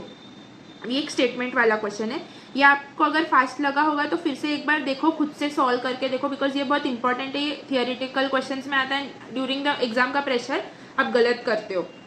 Distance and displacement is different physical quantity, नहीं, दोनों सेम फिजिकल क्वांटिटी है, दोनों लेंथ को ही मेजर करती है, बट हाँ फिजिकल क्वांटिटी अलग है, both have same unit and dimension, ये सही है, दोनों सही है। वो डिफरेंट क्वांटिटीज अलग है, मतलब एक स्केलर क्वांटिटी है, एक वेक्टर क्वांटिटी है, उस हिसाब से दोनों अलग क्वांटिटी है, बट उनका यूनिट डायमेंशन दोनों सेम है, दोनों का यूनिट मीटर आता है, डायमेंशन एल आता है, इसमें भी मीटर आता है, डायमेंशन एल आता है, दोनों फिजिकल क्वांटिटी डिफरेंट है, मतलब एक वेक्टर क्वांटिटी है, एक स्केलर क्वांटिटी है, बट दोनों का यूनिट एंड डायमेंशन सेम है, मतलब इसका दोनों both are correct, second option is correct. अभी हम ये क्वेश्चन पे आते हैं। A particle moves from point 2 3 P का P 2 3 5 टू Q का 3 4 5, इट्स डिस्प्लेसमेंट वेक्टर कितना आएगा? डिस्प्लेसमेंट वेक्टर तो अभी हम लोग ने समझा कि ऐसे क्वेश्चंस रहेंगे तो इसका तो डिस्टेंस निकलना पॉसिबल ही नहीं है, बट हम लोग ने डिस्प्लेसमेंट का फॉर्मूला समझा था, राइट। तो फाइनल में से 3 - 2 का स्क्वायर, जो आई कैप लिखना है, ऊपर मैंने इधर ये नहीं लिखा था आई कैप जे कैप, पर ये एक्स का मतलब वही होता है जे कैप के कैप, बिकॉज हम लोग ये 3 डायमेंशनल में है, 3 आई कैप जे कैप एंड के कैप तीनों का वैल्यूज दे के रखा है, इसके वजह से ये लिखना जरूरी है। ये आपको आगे वेक्टर्स एक बार सिखा के हो गया, मतलब इसके बाद वेक्टर्स ही होगा, तभी आपको ये चीज क्लियर हो जाएगा। सो अभी के लिए जस्ट फॉर्मूला याद रखो, बट वेक्टर्स में हम लोग इसके पूरे डिटेल में जाएंगे ही। प्लस 4 - 3 जे कैप प्लस 5 - 5 के कैप स्क्वायर, तो 1 स्क्वायर आई कैप प्लस 1 स्क्वायर जे कैप प्लस 0 का रूट, तो आ जाएगा आई कैप प्लस जे कैप, तो स्क्वायर, ऑफ कोर्स स्क्वायर इधर, तो आ जाएगा D is the correct option. Okay, आपको क्लियर हुआ? ये ना अभी हम लोग ने ये जो ऐसा लिखा रहेगा ना P = A B and C, तो इसमें ये x है, ये y है, ये z है।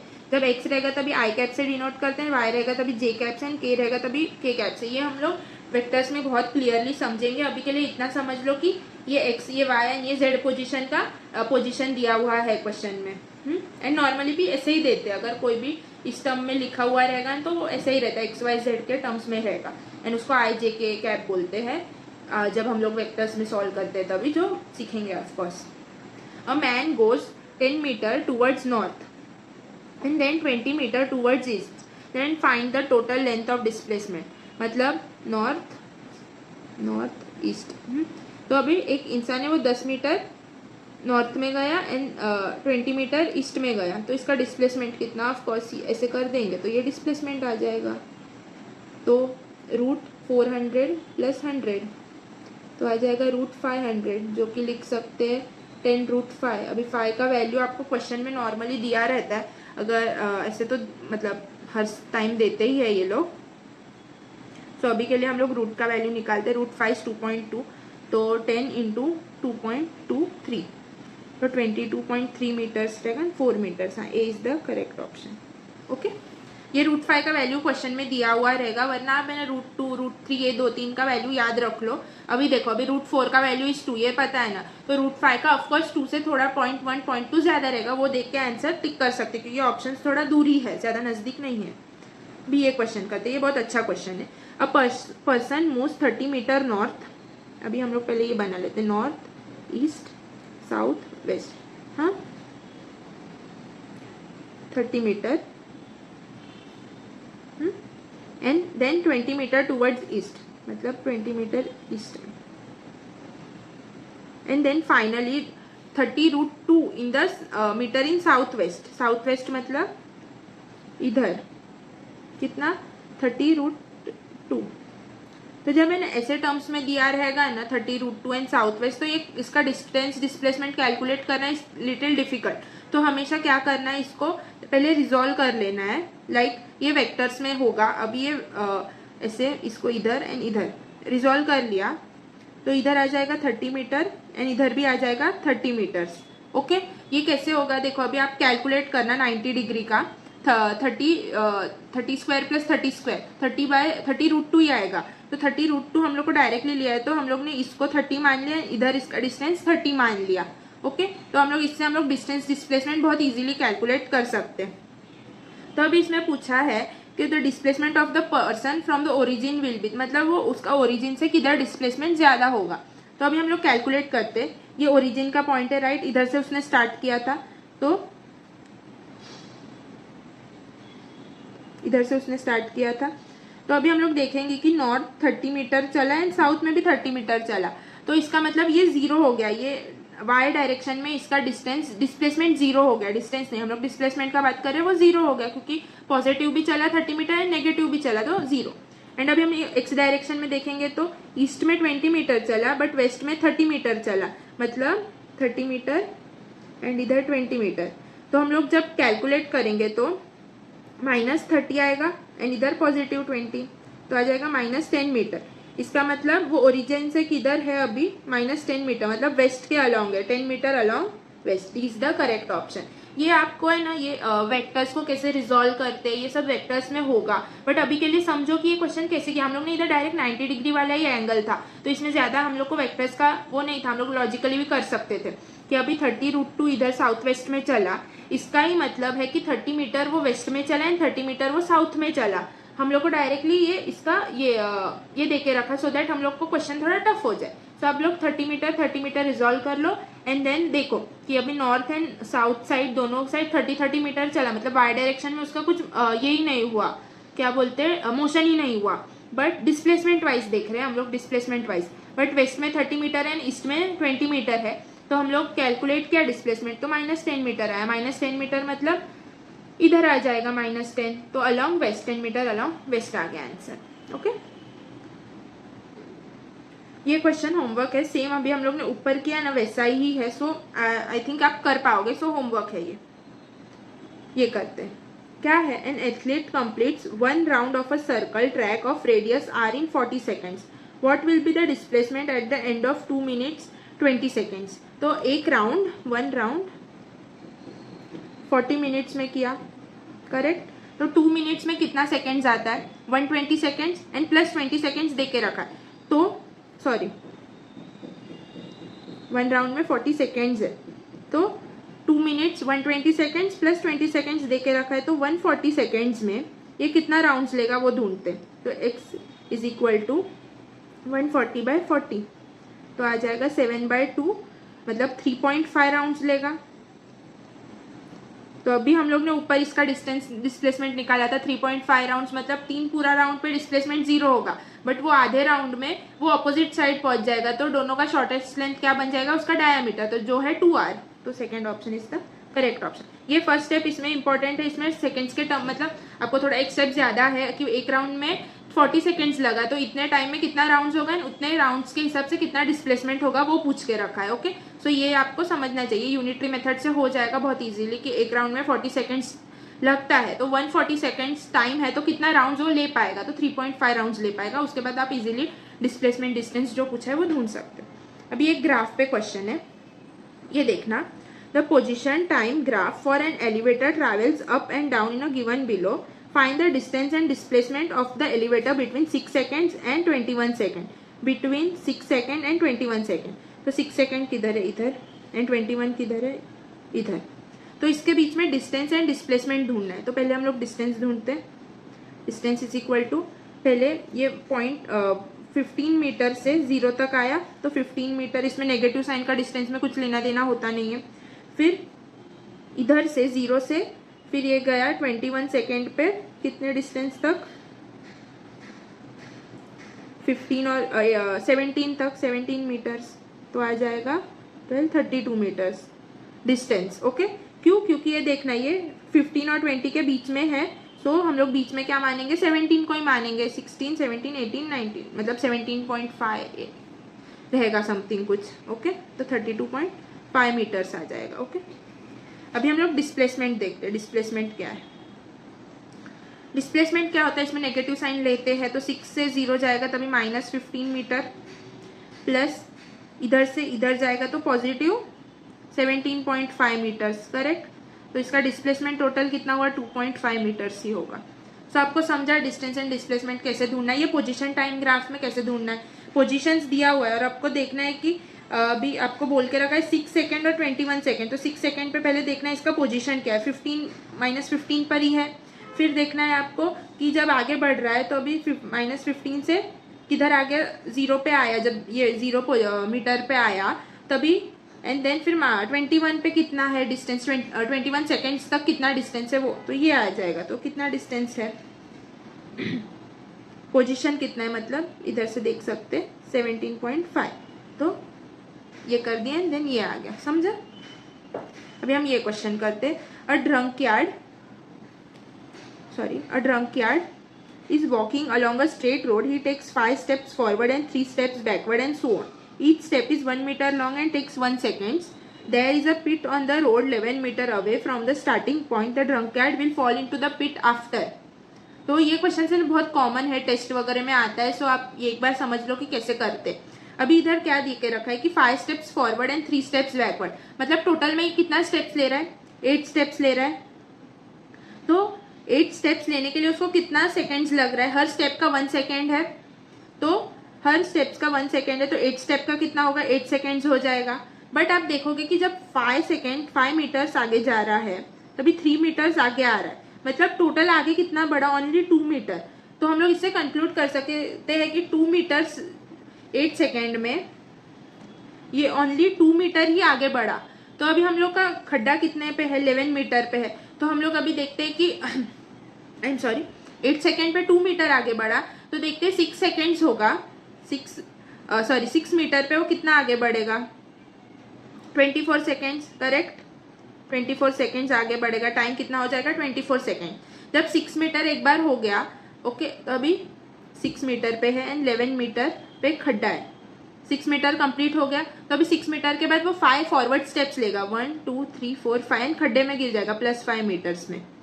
तो हम लोग 6 मीटर तक ऐसे ही आने का, हम लोग को अभी देखो 11 मीटर पे देके रखा है ना कि खड्डा है, तो +5 मतलब -5 कितना है, 6 मीटर। तो 6 मीटर तक पहले टाइम कैलकुलेट कर दो with the help of this, okay, and then 24 second +5 metre, हर मीटर का 5 सेकेंड +5 सेकेंड्स कर दिया, तो आ जाएगा 29 seconds, okay.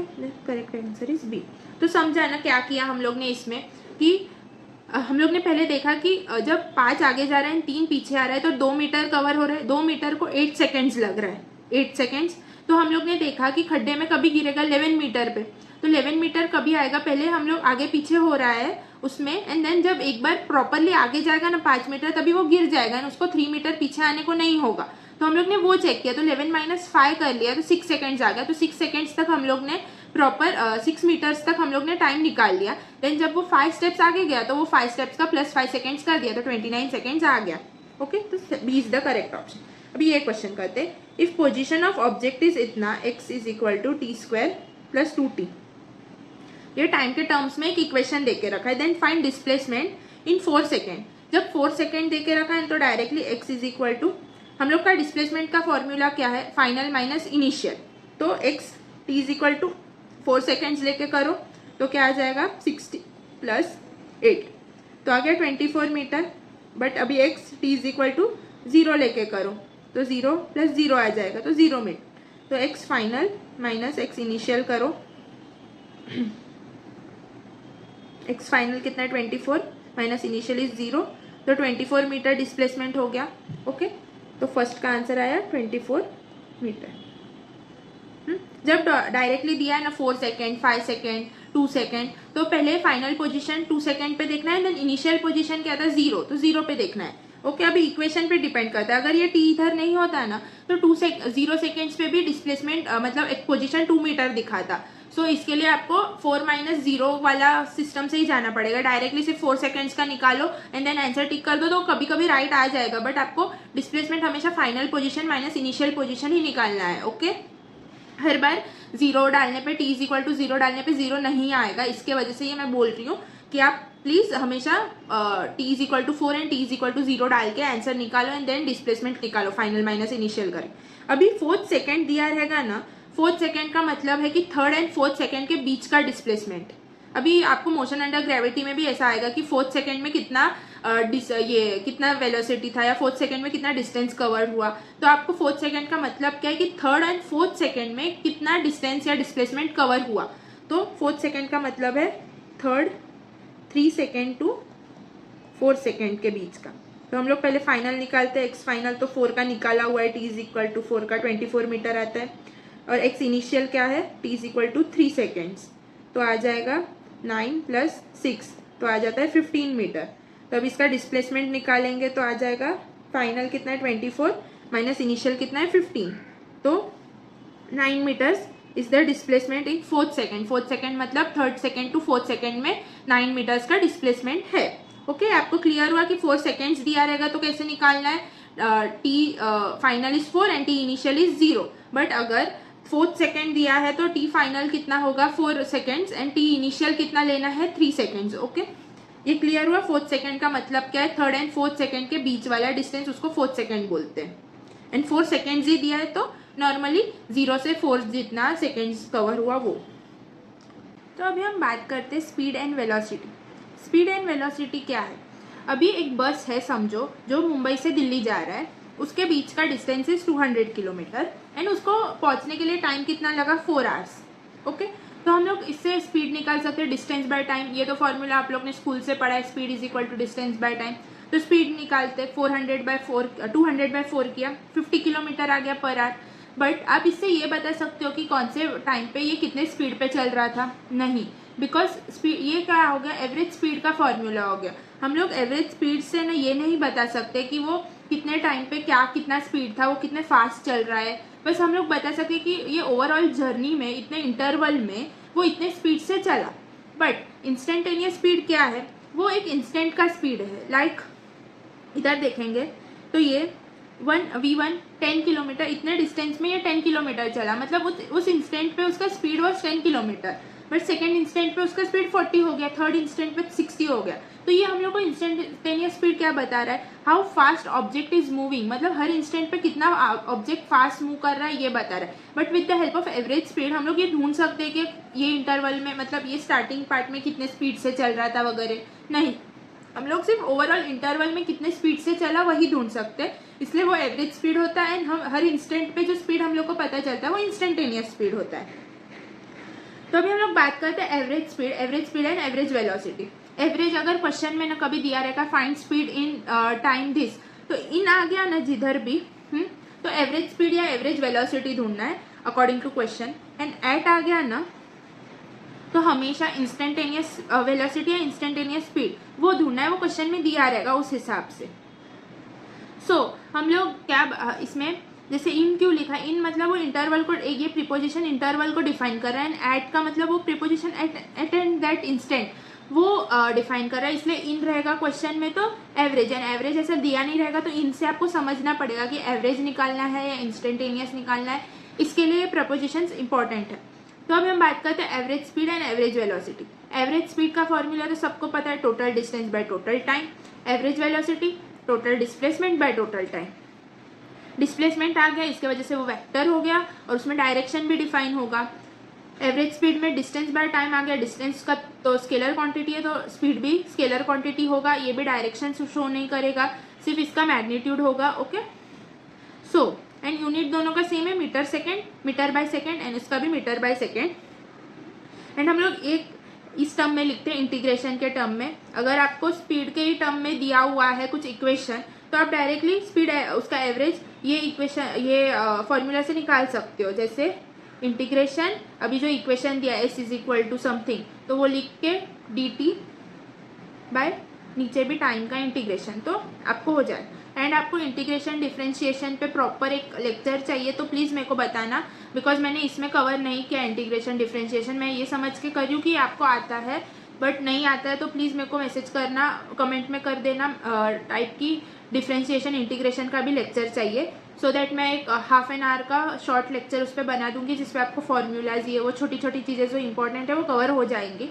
So please let me know. अभी मैं अज्यूम करके चल रही हूँ कि आपको इंटीग्रेशन पता है, इसके लिए मैंने पहले कोई पार्ट में सिखाया नहीं। ओके, अभी वी एवरेज को भी वैसे ही लिखते हैं कि इंटीग्रेशन वी ऊपर वी dt बाय नीचे इंटीग्रेशन ऑफ dt डायरेक्टली। सो अभी है ना ये कंसेप्ट है, जैसे हम लोग ने डिस्टेंस डिस्प्लेसमेंट में किया था ना वैसा ही है। अभी हम लोग जब स्ट्रेट लाइन में चल रहे without any change in direction तो एवरेज स्पीड और एवरेज वेलोसिटी सेम हो जाएगा। क्यों? क्योंकि डिस्टेंस और डिस्प्लेसमेंट सेम हो रहा है।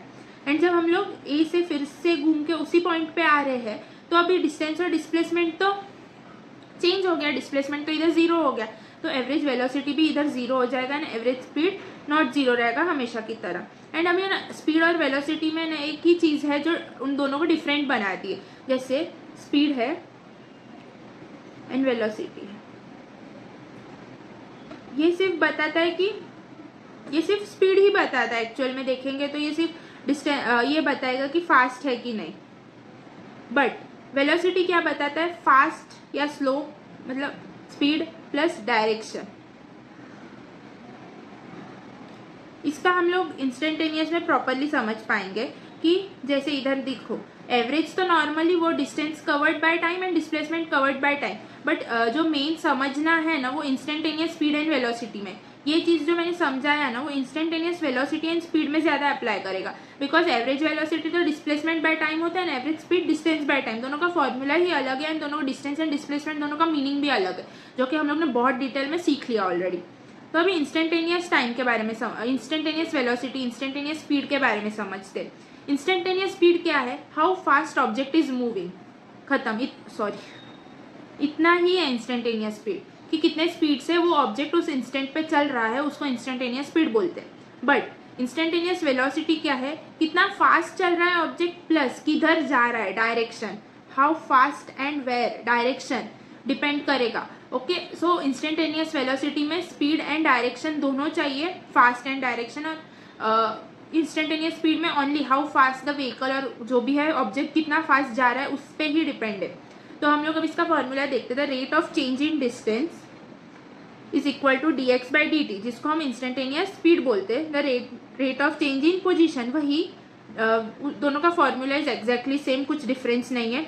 Slope of distance time graph रहेगा तो instantaneous speed, and slope of position time graph रहेगा तो वो वेलोसिटी इंस्टेंटेनियस। ये स्केलर क्वांटिटी है, ये वेक्टर क्वांटिटी है, इसका सिर्फ मैग्नीट्यूड ऑफ वेलोसिटी और मतलब इसका ही मैग्नीट्यूड हमेशा इधर लगेगा, यूनिट दोनों का सेम है। ये हम लोग ने इधर लिखा है कि magnitude of instantaneous velocity is always equal to instantaneous speed, but magnitude of average velocity is not देखो not equal to average speed, ये इधर भी लिखा है। Average velocity is equal to average speed तब भी करेक्ट है, only correct when object is moving in 1D motion without change in direction, वरना ये चीज करेक्ट नहीं है। ओके, ये समझना बहुत इंपॉर्टेंट है। एंड वेलोसिटी एंड स्पीड दोनों का फॉर्मूला वाइज, दो instantaneous speed and velocity wise दोनों सेम है, उसमें कुछ बहुत डिफरेंस है ही नहीं, मतलब दोनों का v is equal to dx by dt, इतना ही है। डिफ्रेंशिएट कर देंगे पोजीशन के इक्वेशन वगैरह जो दिया है, divide by differentiation of time, तो हम लोग को मिल जाता है इंस्टेंटेनियस वेलोसिटी, वैसे इंस्टेंटेनियस स्पीड भी मिल जाता है। एंड ये चीज क्लियर रखना जरूरी है कि मैग्नीट्यूड हमेशा इंस्टेंटेनियस वेलोसिटी का मैग्नीट्यूड ही इंस्टेंटेनियस स्पीड है, बट वेलोसिटी में एक डायरेक्शन ऐड हो जाता है प्लस माइनस, सो इसके वजह से इतना ही चेंज है कि इसमें डायरेक्शन पे है, इसमें डायरेक्शन नहीं है, बस इंस्टेंटेनियस स्पीड एंड वेलोसिटी में इतना ही चेंज है, ये याद रखो। दूसरा सब सेम है, उसका फॉर्मूला उसका सेम है, वो स्लोप सब ग्राफ का वैसा ही सेम आता है। सो सिर्फ ये वेक्टर क्वांटिटी है, स्केलर क्वांटिटी, और वेक्टर होने की वजह से इसका डायरेक्शन आता है, इसका नहीं आता, बस वही डिफरेंस है, वो अच्छे से याद रखना। And average velocity and average speed में सिर्फ डायरेक्शन का डिफरेंस आता है, पर वो डिस्प्लेसमेंट एंड डिस्टेंस अलग अलग है, उसके वजह से आता है। सो ये चीज अच्छे से याद रखना। तो अभी हम बात करते हैं object is moving with constant speed, constant velocity, तो स्पीड क्या होगा? अभी वेलोसिटी क्या है? How fast and direction. अगर ये दोनों चीज कांस्टेंट है तो स्पीड क्या है? सिर्फ हाउ फास्ट, तो ये तो कांस्टेंट ही होगा, so speed is constant. Second, object is moving with variable velocity, speed क्या होगा? पहले तो हम लोग को ये समझना पड़ेगा, वेरिएबल वेलोसिटी मतलब 3 टाइप्स आता है, इसमें 3 केसेस हो सकता है। अभी फर्स्ट केस क्या होगा? जिसमें स्पीड तो इंक्रीज हो रहा है, स्पीड वेरिएबल है, बट डायरेक्शन सेम है, ये फर्स्ट केस हुआ। सेकेंड केस, जिसमें स्पीड तो सेम है बट डायरेक्शन चेंज हो रहा है, direction change. And third case, जिसमें स्पीड भी चेंज हो रहा है एंड डायरेक्शन भी चेंज हो रहा है। सो अभी हम लोग देखेंगे तो फर्स्ट केस के हिसाब से स्पीड वेरिएबल होगा, बट सेकेंड केस के हिसाब से स्पीड वेरिएबल नहीं होगा, स्पीड कांस्टेंट होगा।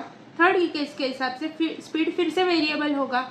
सो हम लोग इसमें ये बोल सकते हैं कि जब वेरिएबल वेलोसिटी है ना, तो स्पीड मे और मे नॉट बी वेरिएबल, हो भी सकता है, नहीं भी हो सकता। अभी वो कौन सा केस दिया है उसके ऊपर डिपेंड होगा।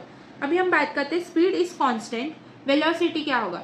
अगर स्पीड कांस्टेंट है तो सिर्फ स्पीड, हाउ फास्ट मूव कर रहा है वो कांस्टेंट है। अभी डायरेक्शन डायरेक्शन का तो इधर बात ही नहीं हुआ, मतलब डायरेक्शन चेंज हुआ तो वेलोसिटी चेंज होगा, अगर डायरेक्शन सेम रहा तो वेलोसिटी सेम रहेगा।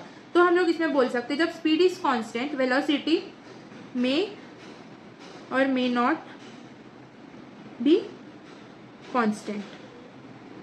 अभी बोले स्पीड इज वेरिएबल, वेलोसिटी अगर स्पीड वेरिएबल है मतलब ये चीज ही वेरिएबल है तो ऑफकोर्स वेलोसिटी तो वेरिएबल ही होगा। फिर डायरेक्शन भले कांस्टेंट हो फिर भी अगर स्पीड वेरिएबल है एक बार तो वेलोसिटी डेफिनेटली वेरिएबल ही होगा। सो अभी हम लोग दूसरे क्वेश्चंस पे आते हैं। क्वेश्चंस पहले तो हम लोग ये समझते, object is moving on a straight line without change in direction, moves x1 distance in t1 time and x2 distance in t2 time, then average speed and velocities। तो हम लोग को पता है जब स्ट्रेट 1D मोशन कर रहा है विदाउट चेंज इन डायरेक्शन तो डिस्टेंस एंड डिस्प्लेसमेंट सेम हो जाता है, तो average speed and average velocity भी सेम हो जाएगा। तो average speed is equal to total distance by total time, उसको x1 बाय x2 लिख दिया प्लस t1 प्लस t2 लिख दिया। सो हम लोग को एस एवरेज मिल गया, मतलब स्पीड एवरेज और वेलोसिटी एवरेज दोनों सेम हो जाएगा, वो मिल गया। अभी हम लोग और एक केस समझते हैं जिसमें object is moving in 1D direction without change in direction, its position दिया हुआ है, इधर x1 है t1 टाइम पे एंड x2 है t2 टाइम पे, पर हम लोग को एक कंडीशन इधर देखना पड़ेगा कि without change in direction, direction में चेंज नहीं आ रहा है, मतलब वो एक स्ट्रेट लाइन में ही जो हो रहा है वो हो रहा है। तो एवरेज स्पीड क्या आ जाएगा, total distance by total time. इधर भी average speed and average velocity same रहेगा, क्यों, क्योंकि इधर डिस्टेंस एंड डिस्प्लेसमेंट सेम है, क्योंकि इधर डायरेक्शन में कोई चेंज ही नहीं आ रहा है, इसके वजह से डिस्टेंस एंड डिस्प्लेसमेंट सेम हो जाएगा। एंड हम लोग डायरेक्टली ऐसे भी ढूंढ सकते, पोजीशन दिया रहेगा तो हम लोग डिस्प्लेसमेंट कैसे ढूंढते हैं, final position minus initial position divide by t2 minus t1, उस पोजीशन के टाइम को डेल्टा t लिख दिया, मतलब delta x by delta t लिख दिया। क्योंकि ये ऐसा क्यों किया इधर, क्योंकि विदाउट चेंज इन डायरेक्शन है फर्स्ट ऑफ ऑल, इसके वजह से स्ट्रेट लाइन पे है इसके लिए। So distance is equal to displacement and then ये फॉर्मूला। तो पोजीशन आया ना तो ऐसे करना है, पोजीशन आया ना तो हम लोग क्वेश्चन ध्यान से पढ़ना है कि हम लोग को डिस्टेंस दिया है या पोजीशन दिया है t1 टाइम का, उस हिसाब से हम लोग को ये फॉर्मूला लगाना है या ये, ओके, ये ध्यान देखना है। अभी अगर इधर चेंज इन डायरेक्शन होता तो डिस्प्लेसमेंट एंड डिस्टेंस सेम नहीं होता, फिर हम लोग कैसे डिस्टेंस ढूंढते, डिवाइड बाय टाइम करना है, फिर हम लोग डिस्प्लेसमेंट कैसे ढूंढते वो ढूंढ के डिवाइड बाय टाइम करना है, तो हम लोग को average speed and average velocity respectively वैसे मिल जाएगा। बट इधर ये कंडीशन की वजह से दोनों सेम हो जा रहा है, ओके। अभी एक ये क्वेश्चन इन बहुत बार नीट में आते हैं, सो हम लोग इसका डायरेक्ट फॉर्मूला है वो समझ रहे हैं। अभी object moves with speed s1 for t1 time and with speed s2 for t2 time, then find average speed. तो एवरेज स्पीड का फॉर्मूला क्या है, total distance by total time, उसको ही हम लोग ने ऐसे लिख लिया।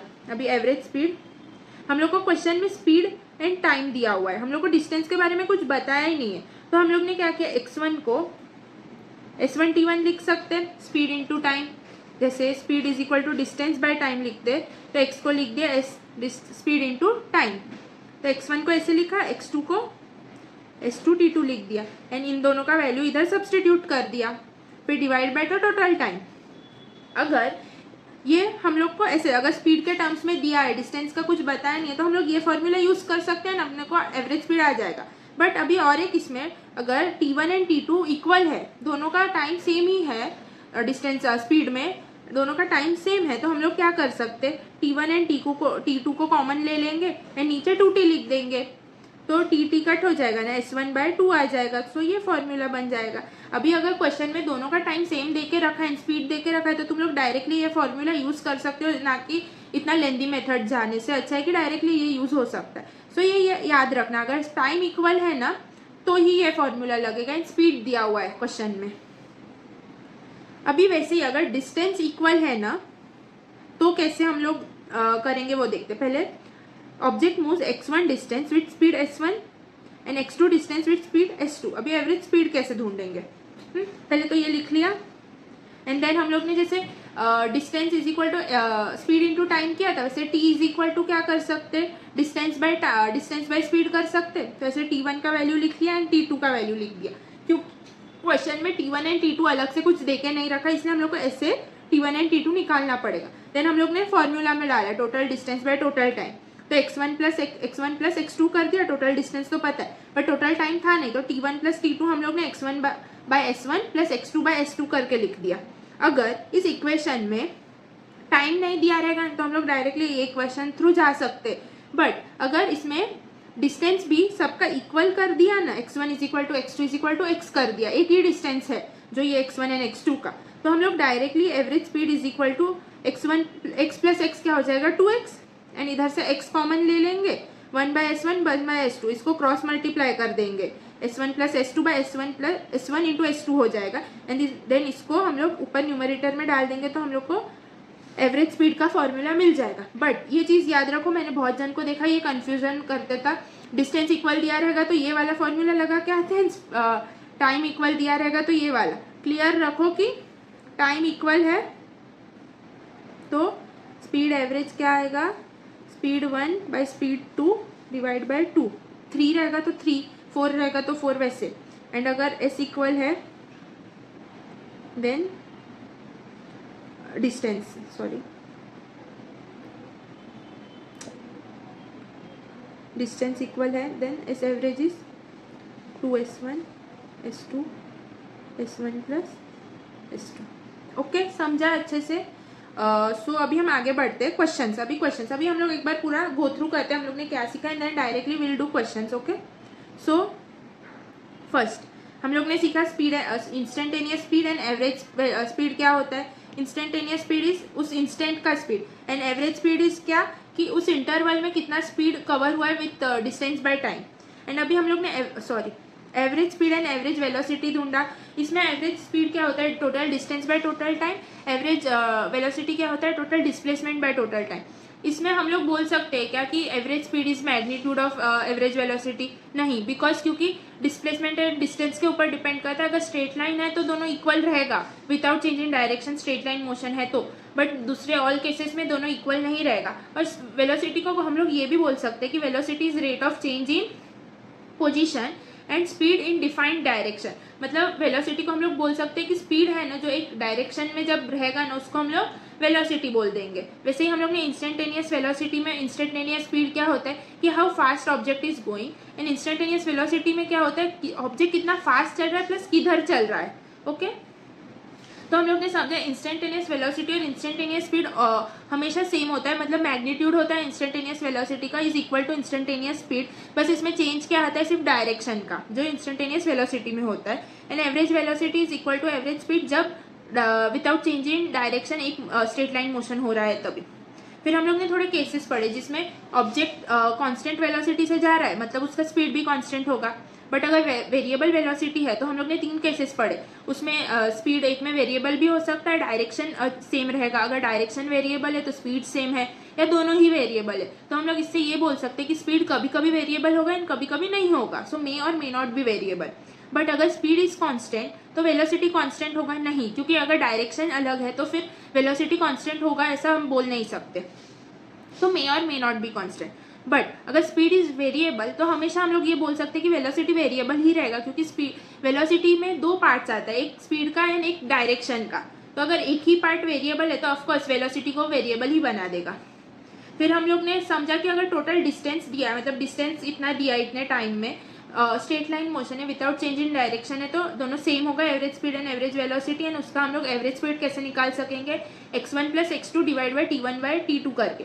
बट अगर पोजीशन दिया है हम लोग को एंड डिस्टेंस नहीं दिया बट स्ट्रेट लाइन में है तो हम लोग डायरेक्टली टोटल डिस्प्लेसमेंट का फॉर्मूला लगा सकते हैं, फाइनल माइनस इनिशियल, वो टोटल डिस्टेंस कवर हो जाएगा divide by total time, time में भी ऐसे t2 माइनस t1, क्योंकि x1 इंस्टेंट पे t1 टाइम था एंड x2 जब पोजीशन है तभी t2 टाइम था, तो हम लोग को उन दोनों के बीच का इंटरवल निकालना पड़ेगा, मतलब delta x by delta t निकालना पड़ेगा, ना कि ऐड करना है। तो ये ध्यान रखना, अगर पोजीशन पे दिया है, पोजीशन ये है इस पे इतना टाइम था, तो आपको ध्यान रखना है कि आपको कैसे निकालना है average speed and average velocity दोनों। एंड हम लोग ने ये समझा कि अगर स्पीड एंड टाइम दिया हुआ है एंड डिस्टेंस नहीं दिया हुआ है तो कौन सा फॉर्मूला यूज करने का, एंड उसमें भी टाइम इक्वल रहेगा तो क्या हो जाता है, average speed is equal to speed 1 plus speed 2 divide by 2। 3 4 भी आ सकता है, अगर स्पीड बढ़ गया 3 तक था तो डिवाइड बाई 3 करेंगे, S4 तक था तो डिवाइड बाई 4 करेंगे वैसे। बट अभी आगे बढ़ते अगर डिस्टेंस और स्पीड दिया है एंड टाइम के बारे में कुछ बताया नहीं तो हम लोग ये फॉर्मूला यूज कर सकते। बट अगर हम लोग को उसमें भी डिस्टेंस ट्रैवल सेम हो गया सबका, तो फॉर्मूला क्या आ जाएगा, S average is equal to 2x S1 S2 divide by S1 plus S2। तो ये याद रखना, तो इजीली क्वेश्चन हो जाएगा, वरना इतना सब लेंथी सॉल्व करना पड़ेगा। इसलिए ये दो फॉर्मूला, क्योंकि इस पे बहुत क्वेश्चन आते हैं इसलिए लिख के दिया है। एंड ये कंफ्यूज मत होना कि टी इक्वल है तो कभी कौन सा फॉर्मूला, एंड एस एवरेज मतलब डिस्टेंस इक्वल है तो कौन सा फॉर्मूला। ओके, तो अभी हम लोग ये क्वेश्चन सॉल्व करते हैं। If a car covers 2/5 of the total distance, diagram से ही समझते, 2/5 कवर किया v1 स्पीड में, एंड 3/5 कवर किया v2 स्पीड में, देन एवरेज स्पीड क्या हो गया, एवरेज स्पीड क्या आ जाता है, total distance by total time. But इधर हम लोग को टाइम तो दिया नहीं है एंड डिस्टेंस भी इक्वल नहीं है, मतलब ये फॉर्मूला नहीं लगेगा। सो हम लोग डायरेक्टली कैसे करेंगे, अभी x1 plus x2 divide by x1 bye v1, जैसे हम लोग ने ये फॉर्मूला किया था, plus x2 bye v2। Okay, ये क्या है, 2/5 plus 3/5 divide by 2/5 2/5 v1 plus 3/5 v2, and then इसको सॉल्व करते, तो ये पूरा 1 आ जाएगा, 5/5 1, तो 1 इक्वल टू, एंड ये इसका क्रॉस मल्टीप्लीकेशन होगा, राइट, तो 10 v2 प्लस 15 v1, एंड नीचे आ जाएगा 25 v1 v2। अभी ये 25 v1 v2 ऊपर चला जाएगा, सो आ जाएगा 25 v1 v2 divide by 10 v2 plus 15 v1। अभी आप देख रहे हो सब में फाइव का टर्म्स है, बट इधर ऑप्शन में ये तो कुछ दिख नहीं रहा है, तो हम लोग पहले ना फाइव को कॉमन ले लेते, तो फाइव को कॉमन ले लिया, सब में से फाइव को डिवाइड कर दो, तो क्या आ जाएगा 5 v1 v2, देन 10/5 डिवाइड किया तो 2 v2, 15/5 3 v1।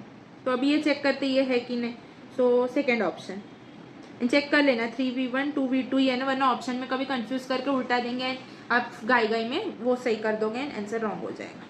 तो ये क्वेश्चन देखते हैं, particle is moving with constant speed v in circle, तो सर्कल बना लिया एंड वो कांस्टेंट स्पीड v से चल रहा है। What is the magnitude of average velocity after half rotation, half rotation मतलब इधर पहुंचेगा तभी। तो हम लोग इसमें एवरेज स्पीड क्या आएगा, फर्स्ट तो एवरेज स्पीड क्या आएगा, कांस्टेंट है तो हर जगह कांस्टेंट है तो ऐसी आएगा, पर हम लोग को पूछा क्या, एवरेज वेलोसिटी, तो average velocity is equal to total displacement by total time. अभी डिस्प्लेसमेंट कितना हुआ है वो ढूंढो। अभी हम लोग ने ये कितने क्वेश्चंस किए कि इसका डिस्प्लेसमेंट कितना होता है हाफ रोटेशन में, इनिशियल पोजीशन से फाइनल पोजीशन 2r, तो 2r लिख लिया, डिवाइड बाय टाइम। अभी हम लोग को टाइम का इधर कुछ वैल्यू नहीं दिया, बट क्वेश्चन में आंसर में ऑप्शंस में देखेंगे तो ये डायरेक्टली कुछ आंसर भी नहीं है, तो हम लोग को टाइम का वैल्यू लाना पड़ेगा। तो टाइम का वैल्यू कैसे निकाल सकते हैं, हम लोग को स्पीड दे के रखा है v is equal to distance v is equal to distance by time, ये पता है सबको, तो हम लोग इधर से t is equal to distance by speed निकाल सकते हैं। वेलोसिटी स्पीड तो देके रखा है, तो हम लोग इधर स्पीड देके रखा है ना, इसलिए हम लोग ने डिस्टेंस लिया, speed is equal to distance by time, and हम लोग इसके हेल्प से टाइम का फॉर्मूला निकाल रहे हैं। ओके, तो डिस्टेंस कितना कवर हुआ इसमें, इतने हाफ रोटेशन में πr, जैसे फुल रोटेशन में 2πr, तो हाफ रोटेशन में πr, and speed is v, तो हम लोग t के जगह पे लिख देंगे 2r is equal to πr, v ऊपर चला जाएगा v, तो इसमें r एंड r कट, तो आ जाएगा 2v by pi. Option check करते हैं, 2v by pi, A is the correct option. समझा ना हम लोग ने ये कैसे किया, कि हम लोग ने ये फर्स्ट ऑफ ऑल तो ना बहुत जन को ये कंफ्यूजन होता है कि अभी हम लोग को एवरेज वेलोसिटी निकालना है, इसमें डिस्प्लेसमेंट है, तो हम लोग ने इधर डिस्टेंस बाय टाइम क्यों लिया, क्योंकि हम लोग को स्पीड दे के रखा है, हम लोग को वेलोसिटी दे के नहीं रखा, हम लोग को स्पीड दे के रखा है। स्पीड हम लोग हमेशा डिस्टेंस बाय टाइम ही लेते हैं, उसके हेल्प से हम लोग ने टाइम का फॉर्मूला निकाला है, टाइम का फॉर्मूला सब्सटीट्यूट किया और हम लोग का आंसर आ गया। ओके, अभी हम आगे बढ़ते हैं। A vehicle travels half the distance with speed v and remaining distance with speed 2v, it's average speed is, मतलब हम लोग इसमें देख सकते हैं कि हाफ डिस्टेंस मतलब s1 and s2 is equal to s, दोनों में हाफ हाफ डिस्टेंस का बात किया हुआ है और स्पीड अलग है, तो एवरेज स्पीड क्या आएगा, हम लोग डायरेक्टली फॉर्मूला यूज करेंगे, average speed is equal to 2 sorry, इधर क्या आ जाएगा, x1 is equal to x2 is equal to x, distance same है, डिस्टेंस सेम, तो आ जाएगा 2s1 s2 bye s1 plus s2। तो 2 इंटू कितना दिया हुआ है स्पीड v, सेकेंड का स्पीड इज 2v, नीचे v प्लस 2v, तो आ जाएगा 4v square divide by 3v, तो इसको हम लोग लिख सकते हैं 4v बाय 3। तो ऑप्शन चेक करते, second is the correct option. समझा ये कैसे किया हम लोग ने, डायरेक्टली फॉर्मूला यूज किया जस्ट बिकॉज इसमें दोनों distance half the distance and remaining, मतलब 1 में हाफ गया तो हाफ ही डिस्टेंस रिमेनिंग है, तो दोनों डिस्टेंस सेम हो गया। अभी हम आगे बढ़ते। अ train has speed of 60 kilometre per hour for the first 1 our and 40 kilometre per hour for the next half hour, it's average speed in kilometre per hour is, average speed निकालना है, okay, average speed distance by time, total time. तो ये तो directly अभी इसमें हम लोग को स्पीड के टर्म्स में दिया है, तो कैसे लिखते थे, s1 t1 plus s2 t2 divide by t1 plus t2, okay. तो स्पीड क्या है 60 kilometre per hour into time क्या है 1 hour plus 40 kilometre into time is half hour divide by 1 plus half hour, तो आ जाएगा 60 प्लस 20 डिवाइड बाय 3/2, तो आ जाएगा 80 इंटू 2 डिवाइड बाय 3, तो 160 डिवाइड बाय 3 जो कि आएगा 553.33, तो B is the correct option. समझा, डायरेक्ट फॉर्मूला बेस्ड क्वेश्चन आता है इस पे, एंड अगर फॉर्मूला थोड़ा बहुत मैथ्स आता है तो आपको ये क्वेश्चन इजीली हो जाएगा। अभी हम आगे बढ़ते। ये क्वेश्चन होमवर्क सेम है, स्पीड का ही है, सो बहुत कुछ है नहीं इसमें, तो आप कर सकते हो होमवर्क। हम लोग ये क्वेश्चन, a particle is moving such that its position coordinates x y are, सबका देके रखा है, t इज इक्वल टू 0 पे इस 2 metre 3 metre x y, then t is equal to 2 seconds पे ये 6 मीटर एंड 7 मीटर है x y, and t is equal to 5 seconds पे ये है 13 मीटर एंड 14 मीटर, एंड हम लोग को पूछा एवरेज वेलोसिटी 5 सेकेंड में कितना है। तो एवरेज वेलोसिटी का फॉर्मूला हो गया total distance displacement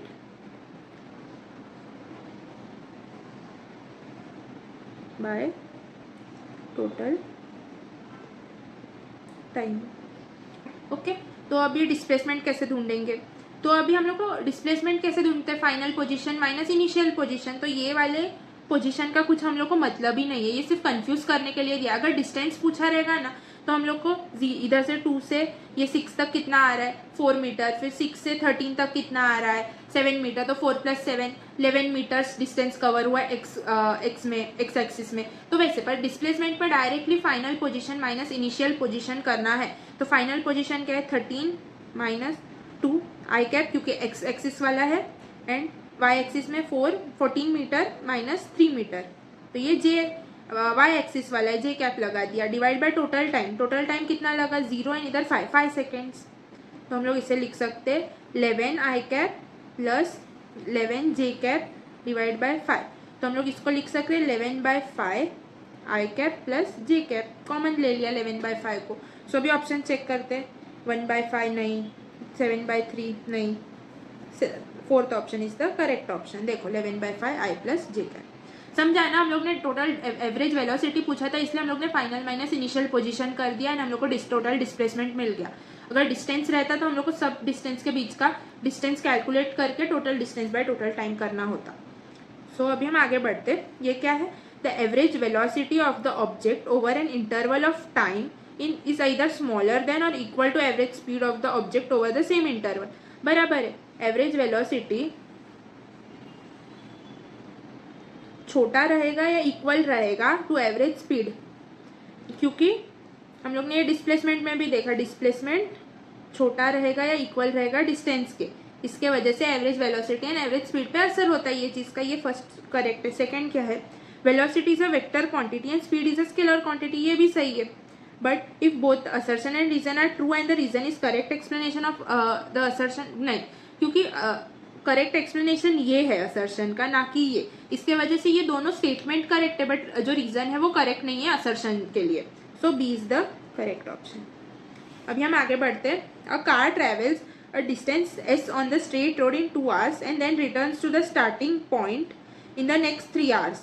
Its average velocity is none of this ना, because क्या है, a car travels distance s travel किया 2 घंटे में एंड फिर से जो इनिशियल पोजीशन था स्टार्टिंग पॉइंट को आ गई इन नेक्स्ट 3 आवर्स, तो एवरेज वेलोसिटी 0 होगा क्योंकि टोटल डिस्प्लेसमेंट ही 0 है. इसके वजह से नन ऑफ द अबो. देखो ये क्वेश्चन आप लोग सॉल्व करने को लग जाओगे एंड आप सॉल्व भी बराबर करोगे एंड आपको आंसर भी आएगा, बट वो उसमें आपने क्वेश्चन में स्टार्टिंग पॉइंट में वो रिटर्न आ रहा है वो नहीं ध्यान दिया उसका मतलब. इसलिए क्वेश्चन बहुत अच्छे से पढ़ना, क्योंकि क्वेश्चन पढ़ने में मिस्टेक हुआ ना तो आप बहुत ज़्यादा रिग्रेट करोगे ना आने के वजह से. रॉन्ग हुआ तो एक बार ओके, बट क्वेश्चन नहीं पढ़ा वो बहुत बुरा चीज़ होता है. सो प्लीज़ ऐसा मिस्टेक मत करना.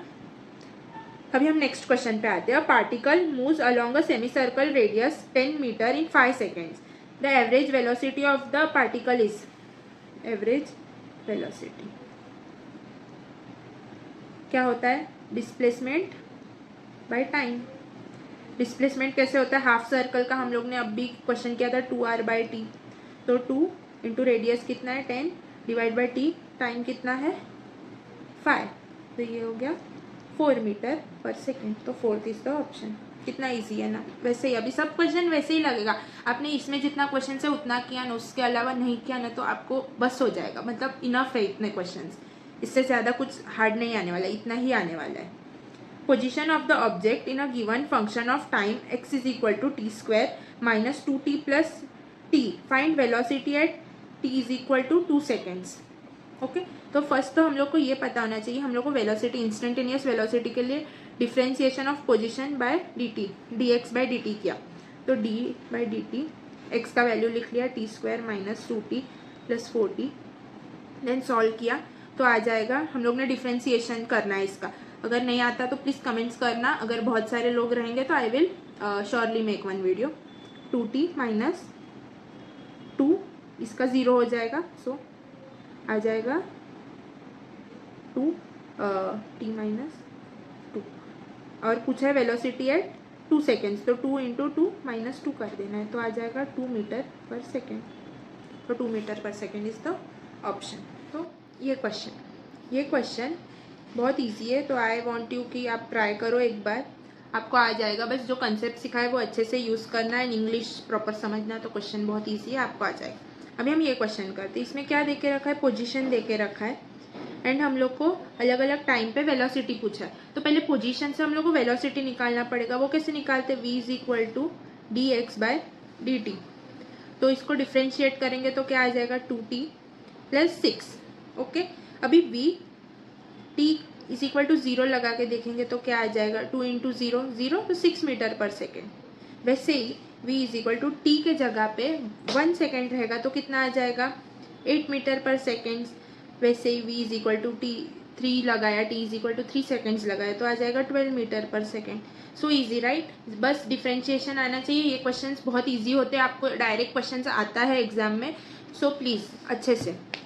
अ particle is executing a circular motion of radius r with a uniform speed v. After completing the half circle, the change in velocity and speed. ये v है, ये हाफ सर्कल लेने के बाद इसका स्पीड अभी भी v है. तो चेंज इन स्पीड क्या आएगा, स्पीड डायरेक्शन पे डिपेंड नहीं करता बट हाउ फास्ट, तो हर जगह इसका स्पीड तो v ही है. तो चेंज इन स्पीड क्या आएगा 0. चेंज इन स्पीड क्या आ जाएगा is equal to 0. But change in velocity क्या आएगा, ये अभी इधर v final minus v initial first लिख लो. फिर v फाइनल क्या है, ये इधर v एंड इनिशियल क्या है minus of minus v, because नीचे के डायरेक्शन में तो माइनस v लिख लेंगे. ओके तो आ जाएगा v प्लस v, इसको 2v बोलते हैं. तो इधर जस्ट बिकॉज डायरेक्शन भी गेम में आ रहा है, इसके वजह से हम लोग को डायरेक्शन के अकॉर्डिंग चेंज इन वेलोसिटी लिखना है. मतलब फाइनल वेलोसिटी कितना है v, बट हम लोग जब हाफ रोटेशन के बाद हाफ इनिशियल वेलोसिटी कितना है v, but in negative direction है, बट जब हाफ रोटेशन के बाद हम लोग ऊपर आते हैं तभी उसका डायरेक्शन चेंज हो जाता है, उसके वजह से उसका साइन चेंज हो जाता है एंड हम लोग को चेंज इन वेलोसिटी वैसे मिलेगा। बट चेंज इन स्पीड के टर्म्स में हम लोग डायरेक्शन लेते ही नहीं है, इसलिए v माइनस वी डायरेक्टली 0 हो जाएगा। सो हम लोग ऑप्शन चेक करते हैं 2v और 0 ऐसा आना चाहिए, पहले वेलोसिटी एंड देन स्पीड, तो b is the correct option. Okay, अभी हम लोग ये क्वेश्चन देखते हैं। इसमें है find average velocity in 8 seconds and average speed in 6 seconds. तो सॉरी, तो 0 से 6 एंड 0 से 8। फर्स्ट हम लोग एवरेज वेलोसिटी निकालते। एवरेज वेलोसिटी का formula is displacement by time. तो डिस्प्लेसमेंट कितना है,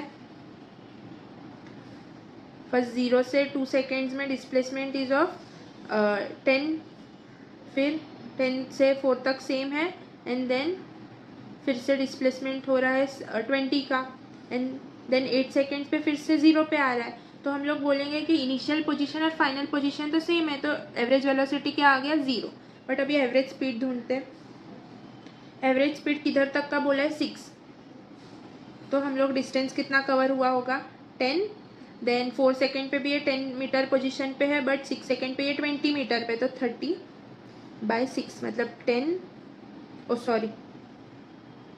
10 मीटर प्लस ये सेम पे है, देन फिर से 10 मीटर का इंक्रीज हुआ, मतलब 20 मीटर बाय 6 सेकेंड्स, तो आ जाएगा 10/3, 3.33 मीटर पर सेकेंड आ गया एवरेज स्पीड। अभी हम लोग और एक ये क्वेश्चन करेंगे, ये PYQ में आया हुआ क्वेश्चन है, सो ध्यान से। इसमें क्या है, find ratio of velocity of A and B।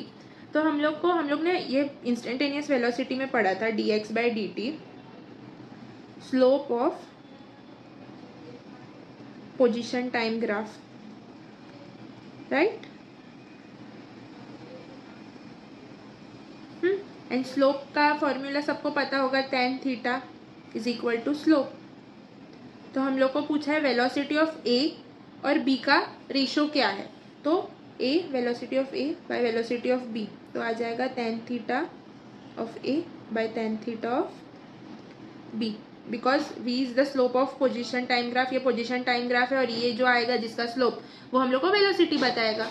तो tan थीटा ऑफ A कितना है, ये 15 + 30 45 degree, tan theta tan 45, and ये B का इज tan 30 डिग्री, तो आ जाएगा √2 tan 45 इज 1, tan 30 इज 1/√3, तो आ जाएगा √3 is the ratio of velocity of A by B। अभी आप ये क्वेश्चन करते हैं, position of object, find time when object comes to rest.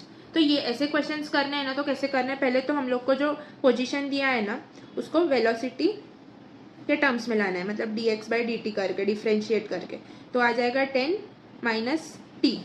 Okay, and जब पता है एक स्ट्रेट लाइन मोशन में है ना, ये टाइम 0 का मतलब वेलोसिटी एक रेस्ट पे कब आएगा पता है, जब डायरेक्शन चेंज होता रहेगा, वरना रेस्ट में नहीं आने वाला।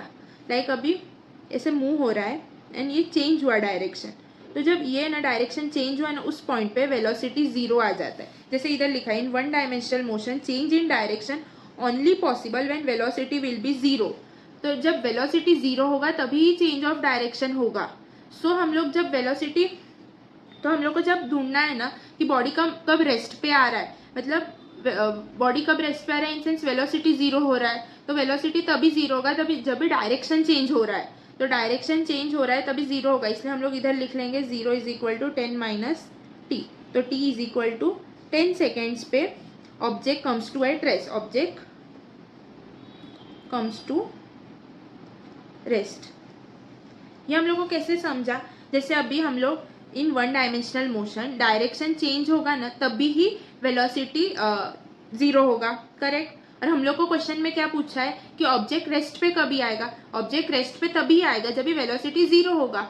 वेलोसिटी 0 कब होगा, जब स्ट्रेट लाइन मोशन में डायरेक्शन चेंज होगा, इसलिए हम लोग ने इधर डायरेक्शन चेंज करवा के वेलोसिटी उधर 0 अज्यूम किया एंड हम लोग ने 0 लिखा। तो इसका मतलब इस पॉइंट पे टाइम 10 सेकेंड्स पे बॉडी रेस्ट पे आएगा एंड वेलोसिटी 0 होगा एंड उसी पॉइंट पे डायरेक्शन भी चेंज हो रहा है। ओके, ये सब तीनों इंटरकनेक्टेड है, बस कनेक्ट करने का कोशिश करो खुद ब खुद।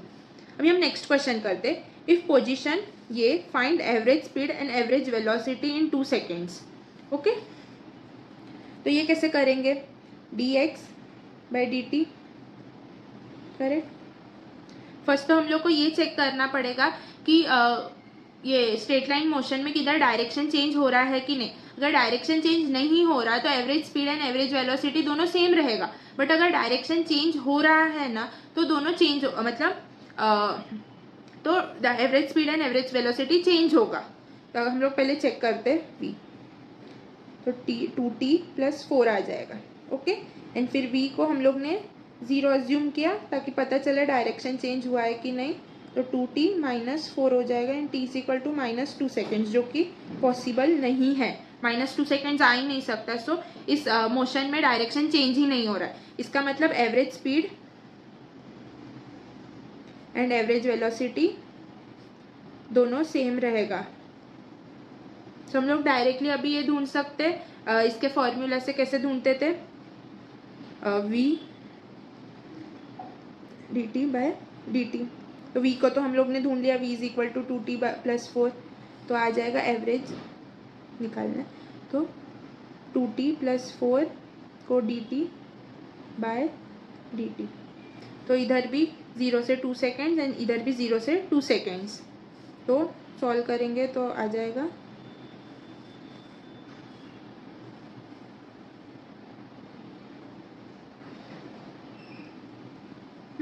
इधर सॉल्व करते तो आ जाएगा 2t²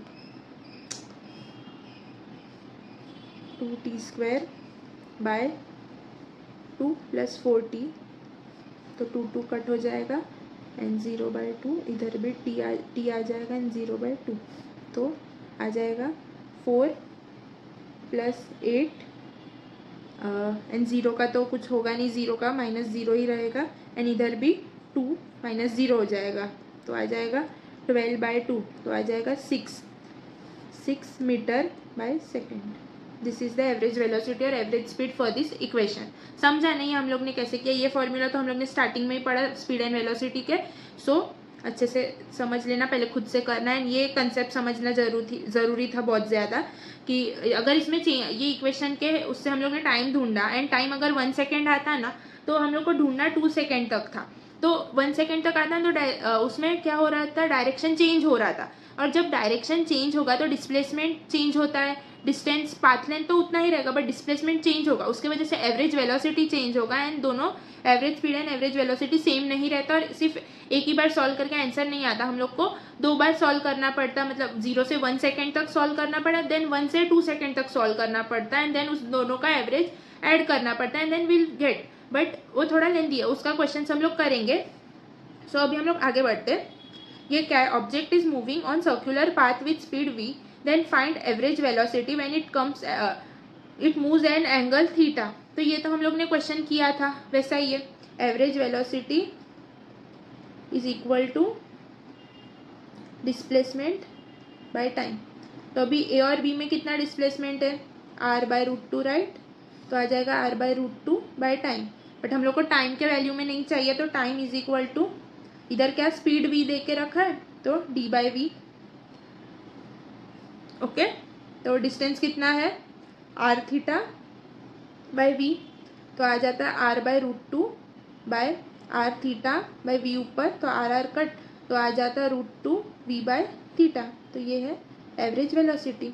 ओके, वही क्वेश्चन ऊपर किया था ना, 2v/π आया था, वही है ये, इसमें कुछ चेंज नहीं है। अभी हम आगे बढ़ते हैं। If object is moving with speed इतना, then find the average speed in 3 seconds. तो हम लोग को फर्स्ट वाला जो फॉर्मूला है, S average, speed average is equal to ΔS/dt/Δdt, sorry integration का dt, तो ये आ जाएगा 3t² by integration of dt and 0 से 3 सेकेंड्स तक। तो पहले इंटीग्रेट करो इसको, तो आ जाएगा 3t³ कट, एंड इसको हम लोग ऐसे लिख सकते हैं 3 = 0 बाय नीचे आ जाएगा t, 3 = 0। तो 3³ कितना होता है, 3³ इज 27 एंड देन नीचे आ जाएगा 3, बिकॉज 0 से तो 0 आएगा, 0 0 आ जाएगा, तो आ जाएगा 9 मीटर पर second is the average speed. Okay, ये फॉर्मूला इंपॉर्टेंट है, अगर डायरेक्टली वी के टर्म्स में दिया है ना आपको एवरेज स्पीड पूछा है तो ये फॉर्मूला से ही करना है। ओके, अभी हम बात करते हैं एक्सीलरेशन। एक्सीलरेशन क्या है? Rate of change in velocity को एक्सीलरेशन बोलते हैं। अभी हम लोग ये देखो, at T is equal to 0 seconds इसका स्पीड था 10 मीटर पर second, T is equal to 1 second पे इसका स्पीड था 15 मीटर पर सेकेंड। तो अभी हम लोग एक्सेलरेशन को क्या बोल रहे थे? Rate of change in velocity. तो हम लोग ने जब change in velocity by time किया, 15 माइनस 10 किया बाय 1 सेकेंड, तो आ गया 5 मीटर पर सेकेंड स्क्वायर। तो हम लोग समझ गए कि जब T is equal to 0 second और 1 सेकेंड में गाड़ी जो है ना वो एक्सीलरेट हुआ बाय 5 मीटर पर सेकेंड स्क्वायर। तो ये समझना जरूरी है एक्सीलरेशन क्या है। वेलोसिटी है ना मोशन को रिप्रेजेंट करता है, और एक्सीलरेशन मोशन को रिप्रेजेंट नहीं करता, वो रिप्रेजेंट क्या करता है कि वेलोसिटी इंक्रीज हो रहा है, डिक्रीज हो रहा है, क्या हो रहा है ना, वो एक्सीलरेशन के ऊपर डिपेंड करता है। ओके, हम लोग और एग्जांपल से समझते, जैसे v is equal to 20 metre पर सेकेंड है t इज इक्वल टू 0 पे, एंड t इज इक्वल टू 1 पे 23 मीटर पर सेकेंड है, t इज इक्वल टू 2 पे 28 मीटर पर सेकेंड है, एंड 3 पे 35। तो हम लोग सब है ना कैलकुलेट करते हैं पहले एक्सीलरेशन कितना है, हर 1 सेकेंड के बीच में एक्सीलरेशन क्या हो रहा है। तो आ जाएगा 3/1 मीटर पर सेकेंड स्क्वायर। इसमें आ जाएगा a इज इक्वल टू ये 5 मीटर पर सेकेंड स्क्वायर। वैसे इधर आ जाएगा a इज इक्वल टू 7 तो इसमें आप देख सकते हो कि क्या हो रहा है, स्पीड भी इंक्रीज हो रहा है एंड एक्सीलरेशन भी इंक्रीज हो रहा है। ओके, समझा ये क्वेश्चन से, ये चीज समझा आपको। अभी हम आगे बढ़ते हैं, इसमें देखते कि 28 टी इज इक्वल टू 0 पे 20 सेकेंड्स एंड 1 पे 8 सेकेंड्स है। तो हम लोग देखेंगे तो इसमें आ जाएगा 8 मीटर पर सेकेंड स्क्वायर आ जाएगा a इज इक्वल टू, इसमें a क्या हो जाएगा, चेंज करो वेलोसिटी v2 माइनस v1, तो आ जाएगा 6 मीटर पर सेकेंड स्क्वायर। नीचे तो 1 सेकेंड ही है डेल्टा t, 2 माइनस 1 1, इसलिए 6 मीटर पर सेकेंड। इसमें देखोगे तो 4 मीटर पर सेकेंड स्क्वायर। तो हम लोग इसमें ये कंक्लूड कर सकते हैं कि v तो इंक्रीज हो रहा है बट एक्सीलरेशन हर सेकेंड के बाद डिक्रीज होता जा रहा है। समझा? तो v इंक्रीज होगा तभी a इंक्रीज भी हो सकता है, और a डिक्रीज हो रहा है ना तो v इंक्रीज भी हो सकता है। सो ये दो पॉसिबिलिटी है, ये आपको इस एग्जाम्पल के थ्रू समझा होगा। ओके, अभी और एक केस है जिसमें ड्रॉप वाला केस होता है, जो हम लोग मोशन अंडर ग्रेविटी के अंदर पढ़ते हैं। उसमें हमेशा है ना a is equal to 10 metre पर सेकेंड स्क्वायर कॉन्स्टेंट ही रहेगा, भले भी कुछ भी हो। तो हम लोग ये भी एक केस हो सकता है। तो देयर आर 4 केसेस। जब a इज इक्वल टू 0 होगा ना तो v is equal to non zero हुआ, तो इसका मतलब है v इज कॉन्स्टेंट और यूनिफॉर्म मोशन हो रहा है। But a is not 0 and v is 0 at maximum height of motion under gravity, ये वाला सिनेरियो दिखने को मिलता है कि v 0 है और acceleration is not 0। And then third case is a is 0 and v is also 0, इसका मतलब object is at rest, but दोनों ही चेंज हो रहा है। तो velocity is changing, velocity increase भी हो सकता है, डिक्रीज भी हो सकता है, या कांस्टेंट भी रह सकता है, वो अभी और एक्सीलरेशन कैसा है उसके ऊपर डिपेंड करता है। सो देर इज नो, ये एक इंपॉर्टेंट पॉइंट है, there is no relation between velocity and acceleration, but relation किसके बीच में, change in velocity by time के, change in velocity and acceleration के बीच में रिलेशन है। सिर्फ वेलोसिटी और एक्सीलरेशन का कुछ रिलेशन नहीं है, सिर्फ change in velocity and acceleration का रिलेशन है। तो ये बात समझना बहुत इंपॉर्टेंट है। सो अभी मैंने क्या अभी बताया कि एक्सीलरेशन क्या है, हम लोग ने देखा कि एवरेज एक्सीलरेशन कैसे ढूंढते हैं, एंड देन हम लोग ने ये भी समझा कि जब स्पीड बढ़ रहा है तो ज़रूरी नहीं है, मतलब एक्सीलरेशन बढ़ रहा है तो ज़रूर स्पीड बढ़ रहा है, बट जब स्पीड बढ़ रहा है तो ज़रूरी नहीं है कि एक्सीलरेशन हमेशा बढ़े, एक्सीलरेशन घट भी सकता है। सो आपको ये समझना पड़ेगा। हम लोग एक्सीलरेशन को और डिटेल में और अच्छे से नेक्स्ट पार्ट में पढ़ेंगे। फिर एक्सीलरेशन का कांस्टेंट, जैसे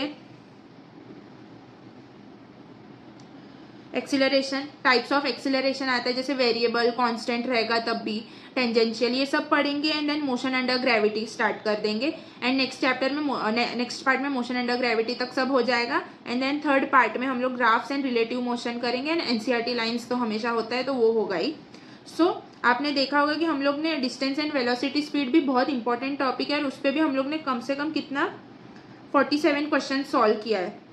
एंड 2-3 होमवर्क दिया है, बट हम लोग ने क्लास में ही 47 क्वेश्चन सॉल्व किया है। 1.5 आवर का लेक्चर है, उसमें आपका 47 क्वेश्चन सॉल्व हो रहा है एंड विथ थियोरी और सब एक्सप्लेनेशन के साथ। सो आई प्रीफर कि आप अच्छे से देखोगे, अच्छे से करोगे तो आपको ईजिली आपका नीट हो जाएगा। इतना क्वेश्चंस बहुत, मतलब इतने छोटे टॉपिक्स पे भी इतना क्वेश्चंस कर लिया, ये बहुत बड़ा बात है। सो आई सजेस्ट कि आप अच्छे से देखो, अच्छे से नोट्स बनाओ, अच्छे से सब रिवाइज करो एंड इतना ही किया ना बहुत हो जाएगा, उससे ज़्यादा नहीं करना है। और क्वेश्चंस जो टेलीग्राम पे भेजेंगे वो करो, बस हो गया।